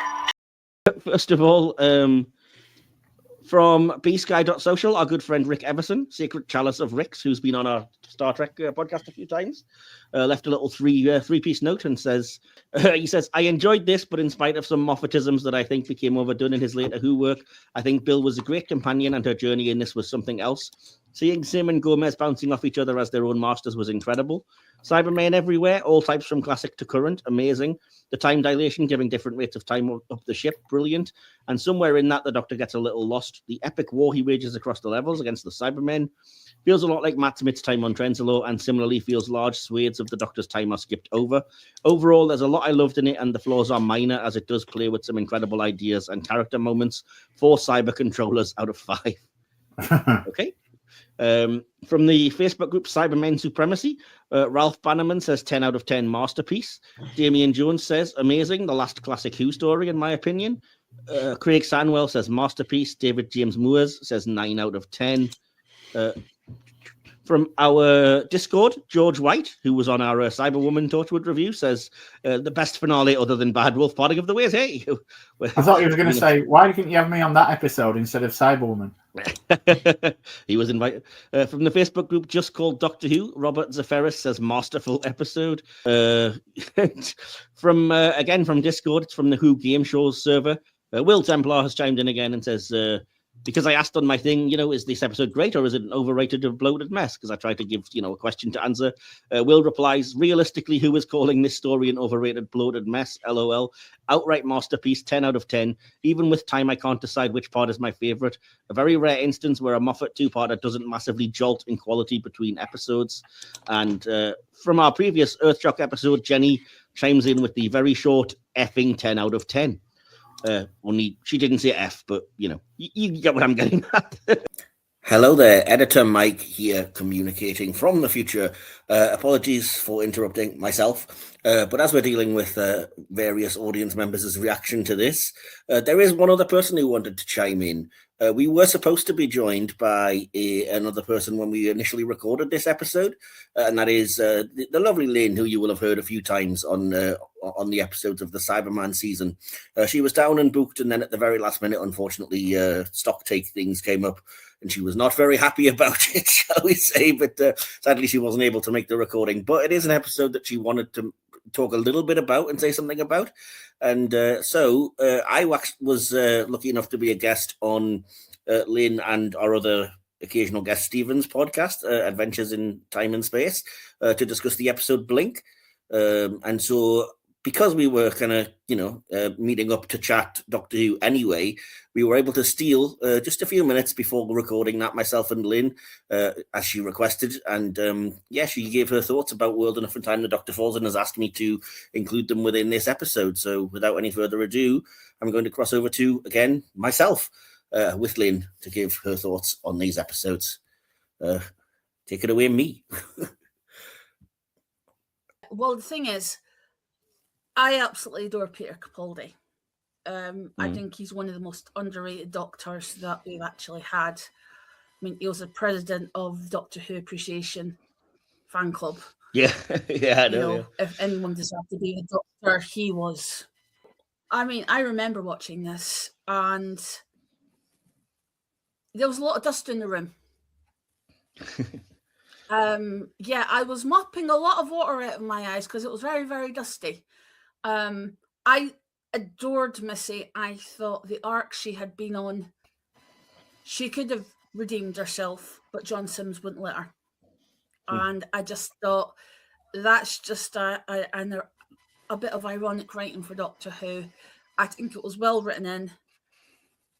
I just think, with science fiction, they're going back to core roots like 2001 and Space Odyssey.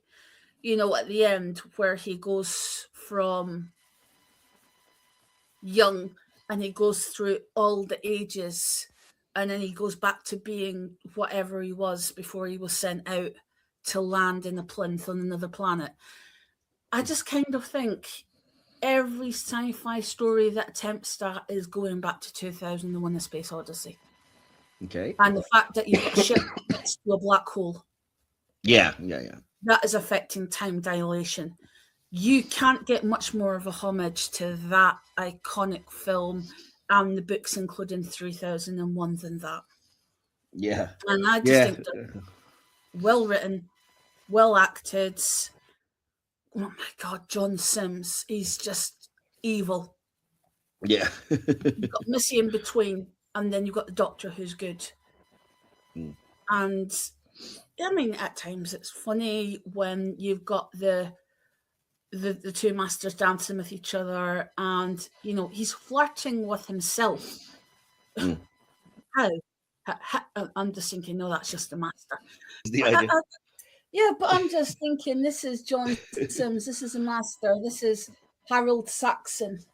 You know, this is the one who, you know, eventually stood with David Tennant and sent Gallifrey back to where it should have stayed.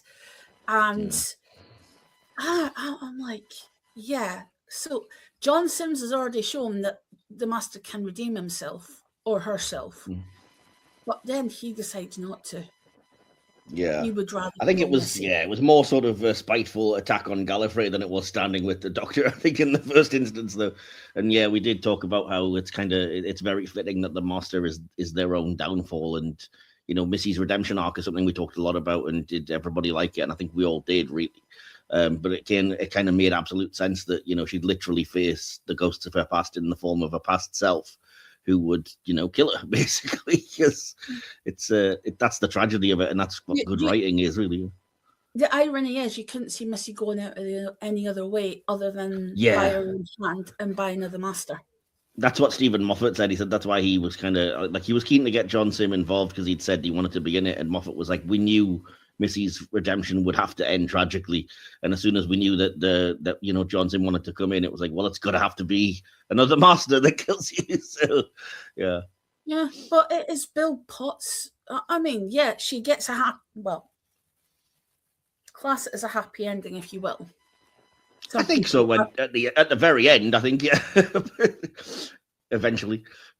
Yeah, but some people don't class it as a happy ending. They think that she should have essentially had more to do, but she had plenty to do. And when you get to Twice Upon a Christmas, which immediately follows that, and then, you know, Bill Potts saves the Doctor, you know, at the end of The Doctor Falls, and he's in this TARDIS, and then it's at 20 minutes from the 10th planet where the Doctor walks out into the snow, and you do not get an explanation of what he did.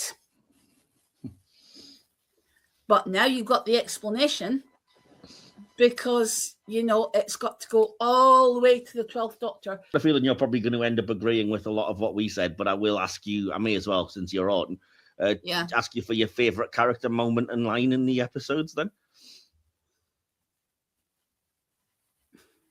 As bad as this sounds, I love Capaldi, but I love Missy more.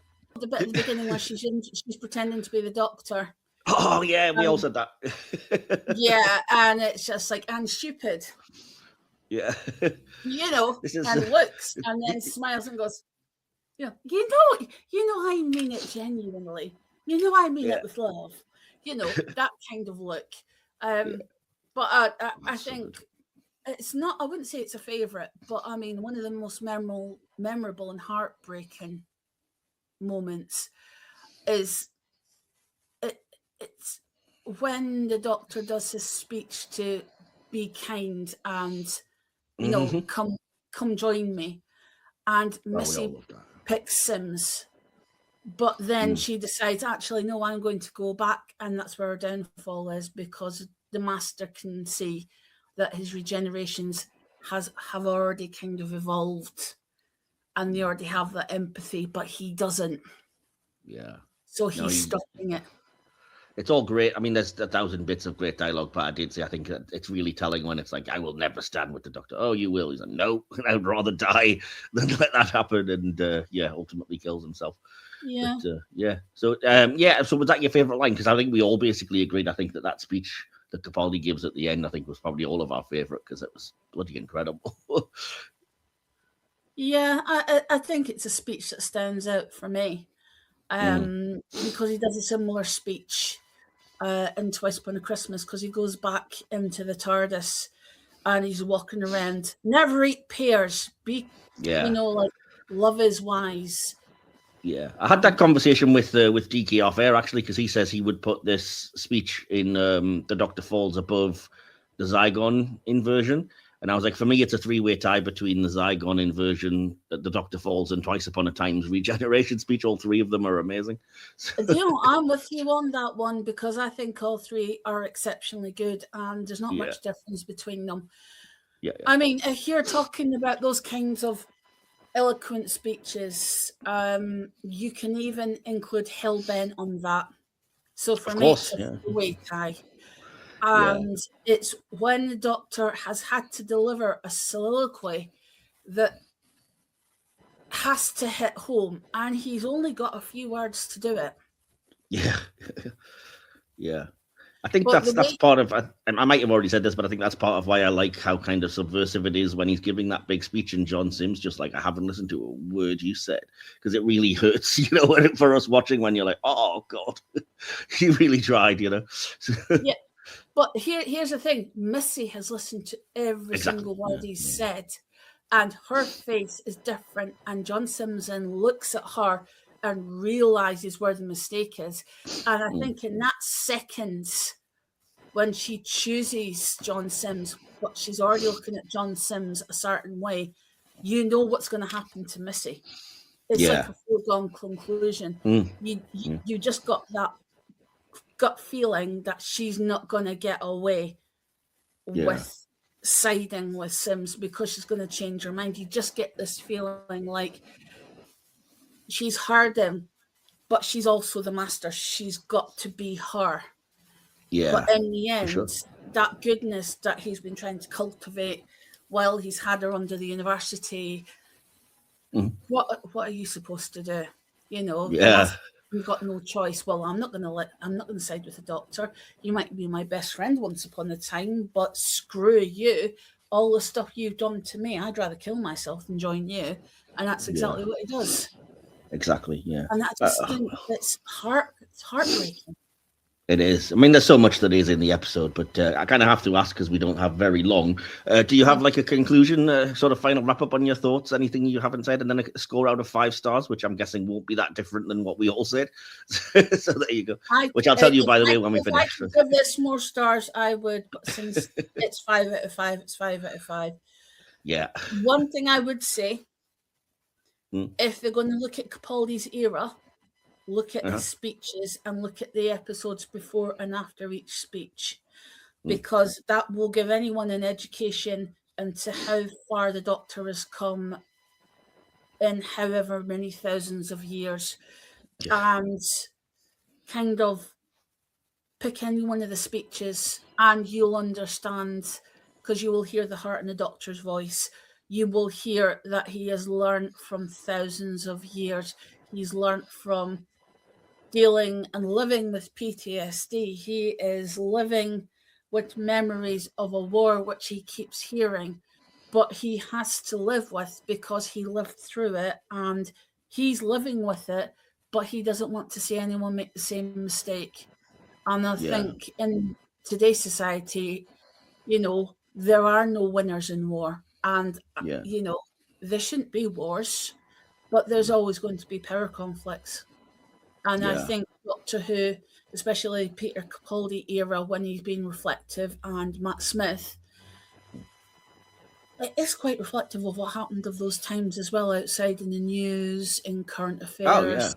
I think So- that's why I like that speech, like I said, where the doctor's like, "Look, it's not about winning. It might not even work. It barely ever does. But I'm just doing what I do because it's kind. And at the end, I'd rather just be kind. You know what I mean? I think that's a great message to leave it with.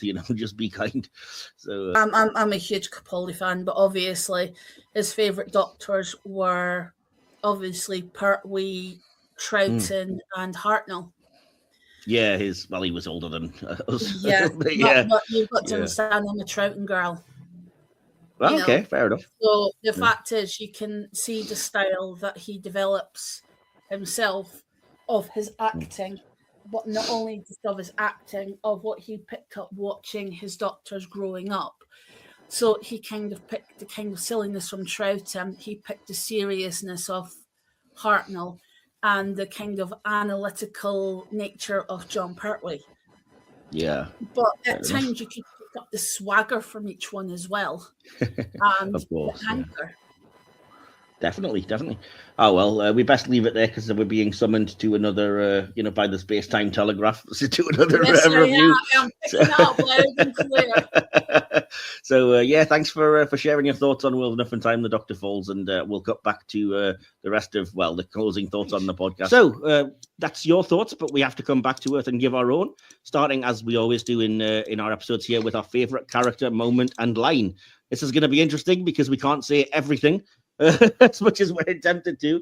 So, DK, I'm going to start with you. Your favorite character, favorite moment or scene, and your favorite line in these two episodes.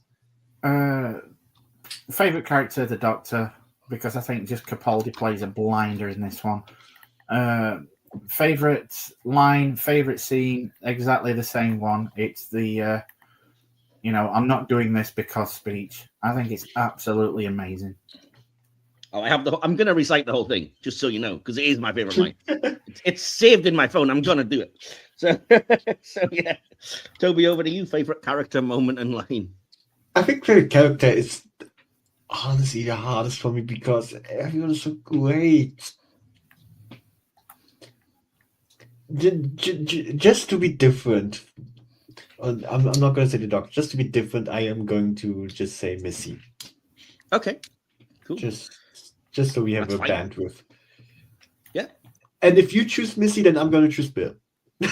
No, I did worse. I did much worse for my favorite character. You'll see when we get to me. You're going to hate me anyway, but we'll get there. Fair. Favorite moment. I'm just going to count the speech as a moment, so I can give something else to a line. And it's not even a really good line, but I just like this line. The master says, "Is the future going to be all girl?" And the Doctor's like, "We can only hope." There's so many hints. There's so many hints about that. The fact that this is the last episode in a sense before we get a female Doctor, and it's really telegraphing that in a few places. We're above your petty association with gender and stereotypes. How come you call yourself Time Lords? Yeah, shut up. That was also brilliant. I love that one as well. Yeah, it was so great. But yeah, you're right. Is the future going to all be female? We could only hope. Yeah, shut up. Great. So my favorite character, I'm going to be unprecedented because this story deserves it. My favorite character is the Doctor, Missy, and Bill. No, you can't do that. You can't do that. That is mean. Because I was going to say it's female tie and was like, no. To be fair, since you went with the Doctor and Missy, I'll go with Bill then in that case. Good. That's great. Favorite moment, the whole thing works so well together. I could pick the many shock moments, the emotional ones, the farewells, the feels, but there's something really cathartic about seeing the Doctor jumping around, blowing up an army of Cybermen piece by piece whilst reciting all the times he's beaten them. It's just brilliant. Just blowing things up with a sonic, just going like Planet 14, Mondas, Telos. It's so good. And favorite line, knuckle down because again, you knew it was coming. So here we go. I'm going to be dead in a few hours. So before I go, let's have this out, you and me, once and for all. Winning, is that what you think it's about? I'm not trying to win. I'm not doing this because I want to beat someone or because I hate someone or because I want to blame someone. It's not because it's fun. God knows it's not because it's easy. It's not even because it works, because it hardly ever does. I do what I do because it's right, because it's decent. And above all, it's kind. It's just that, just kind. If I run away today, good people will die. If I stand and fight, some of them might live. Maybe not many, maybe not for long. Hey, maybe there's no point to any of this at all. but it's the best I can do. So I'm going to do it, and I will stand here doing it until it kills me. And you're going to die too someday. And how will that be? Have you thought about it? What would you die for? Who I am is where I stand. Where I stand is where I fall. Stand with me. These people are terrified. Maybe we can help a little. Why not? Just at the end. Just be kind. Such a good speech. I'm tearing up. I know, it's so good. It really is incredible. And that's just with my shitty delivery. I mean, with my terrible Geordie accent not being Scottish. But yeah. So yeah, all that remains is for us to give our foregone conclusions. Honestly, I just want to say one little thing. Go for it. I really like how much the Scottish comes out in that moment. When the more emotion it gets, the more the Scottish comes out. It was like, this is such a nice touch. Yeah. Oh, I agree. And I think it's like that with a few of his speeches. It's like that Yeah, in the speech in the Zygon invasion and stuff as well. But yeah, I mean, it's the sheer hopelessness of when he's like, it's not even because it works, because it hardly ever does. So yeah. Anyway, so yeah, as I said, our conclusions, which will probably shock everyone, not at all, and scores. Tobi, you're the guest, so I'm going to come to you first. I want to save us some time, so I'm just going to say 5 out of 5. No, except the one thing with the sexual undertone. No, but except that, no notes. 5 out of 5. No notes. 5 out of 5. Okay. Except that one thing. That one thing is. I mean, that's not enough to detract from the 5 out of 5. No, of course not. It, really? It's just a little thing. It's a minor niggle, I think. It's a minor thing. It's a minor thing of, okay, you went a little too far in that. Yeah. You had it on the edge and it was too far now. Yeah, fair enough. So DK, and then he doesn't do it again afterwards, so it's like, whatever. Yeah, it's fine. DK, over to you for your conclusion and score. This is why we love the show. 5 out of 5. That's all I can say. Oh man, I feel stupid because mine's so long now and you guys have been so brief. Okay. I said there isn't a lot of consensus in fandoms these days, certainly not in the Doctor Who fandom, and yet I don't know anyone who dislikes this 2-part epic. It's one of the closest things to universally beloved the show has ever produced, and it's easy to see why. Where do you even start? The clever use of time dilation brings a hard science edge to the fiction, unleashing Stephen Moffat's timey-wimey storytelling in a way nobody saw coming. Bill's shocking shooting is just the beginning of a slow, devastating reveal. This is in many ways a genesis of the Cybermen, and it somehow manages to honor and reconcile multiple Cyberman origins at once. By going right back to the beginning, to the earliest Cybermen, this story adds a whole new layer of horror to something we thought we already understood. It's haunting, unsettling, and deeply tragic. Then there's the first ever multi-master story executed to perfection. Missy's season-long redemption arc pays off beautifully as she's forced to confront her past, quite literally, alongside the Master. It's clever, emotional, and thematically rich. At the same time, Nardole gets a quietly noble and fitting send-off, while Bill's ending, fake out or not, loops back to her introduction in a way that feels surprisingly earned. All of this is brought together by Rachel Talalay's outstanding direction and a set of performances that truly tug at the heartstrings. And somehow, despite everything it's juggling, it never feels overcrowded. More than anything, this is a near-perfect conclusion for the 12th Doctor, though what follows works beautifully as an epilogue. This story captures everything great about Doctor Who and delivers it at full strength. Epic, emotional, thought-provoking, and unforgettable. The Doctor falls, but Doctor Who rises to an incredible series high. And I gave it 5 out of 5. Surprising nobody.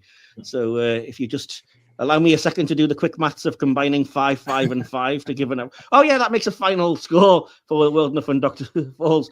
Literally surprising nobody of a perfect 5 out of 5. If you're listening, Will Templar, 3 or 4 weeks ago, he said to me, that's going to be a perfect score on top of the leaderboard. Yeah, you were right. So there we go. I mean, I don't think... is anyone we're going to be that. surprised? No, not at all. Not really.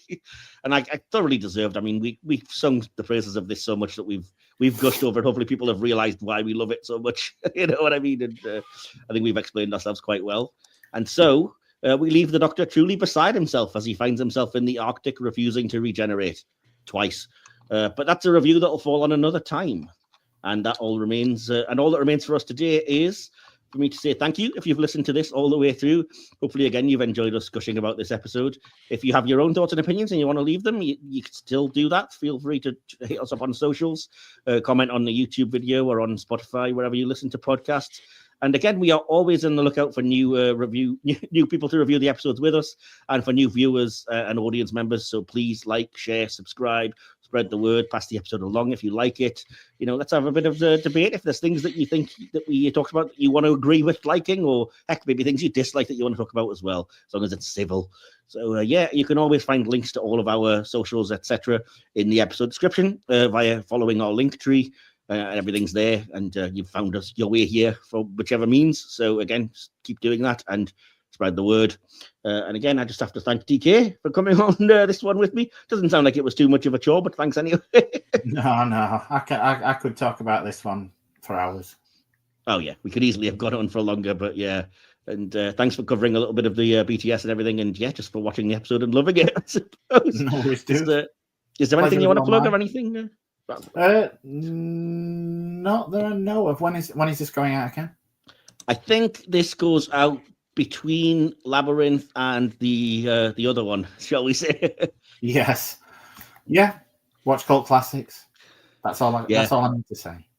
I was going to say, our sister podcast, Silver Screen Podcast, has started an 80s fantasy season. DK's Cult Classics has a review of Labyrinth up right now, if you wanted to check out David Bowie's incredibly tight pants, or at least thoughts on that.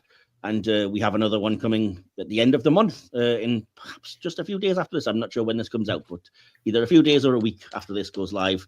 Keep an eye out for that. Very popular maybe not as iconic as Labyrinth.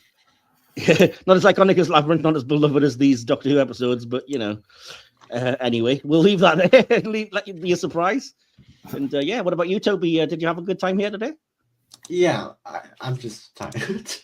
Outside of that. Awesome. And did you have anything you wanted to plug, or is it just the usual social media? Just follow me on Blue Sky, and that's enough, honestly. Yeah, that's always in the description. Dark Sonic at Blue Sky or bsky.social, sorry. So that's great. And we'll see you on Discord as always. And again, thanks for coming on board, Toby. And you've actually done quite a few of these this season, so hopefully you've enjoyed a few of them. Yeah, but I think I'm done now. Oh yeah, I mean it gets exhausting. Don't worry, you've got some film ones to come up. Don't you worry about that. So this is the end of this run of Cyberman stories, but fear not. Like the 12th Doctor, we're not regenerating yet either. We'll be back for a couple of cyber adventures to tie up this year's theme in coming months, courtesy of our first audio review and another festive release. In the meantime, this channel will be beaming on over to Star Trek reviews again in a few weeks' time for the foreseeable future. And this year, we're looking at stories involving the infamous holodeck. Join us for that, or on our aforementioned sister channel, Silver Screen Podcast, for our reviewing of 80s fantasy films as we dive into that this season on Cult Classics and quite a few on Silver Screen Regular. Grab your sword and magical objects and meet us there. But that's it for us for now. So until we meet again, remember, be kind. Just that. Just kind. Good night. You've been listening to the Hit or Miss Doctor Who podcast, part of the Hit or Miss Who Trek channel. Hit or Miss Doctor Who is hosted by Mike Wilson and DK. Behind the scenes and additional material by DK. Scripted, produced, and edited by Mike Wilson. Adapted from an original podcast created by Will Templar. Follow us on YouTube, your podcatcher of choice, and our social media. Links to all of these can be found by clicking on the link tree in the episode descriptions. This podcast is a Media Matters original production. Don't forget to like, subscribe, and share this podcast through all of time and space. We'll be back for another thrilling TARDIS trip soon, but for now, Doctor, I let you go.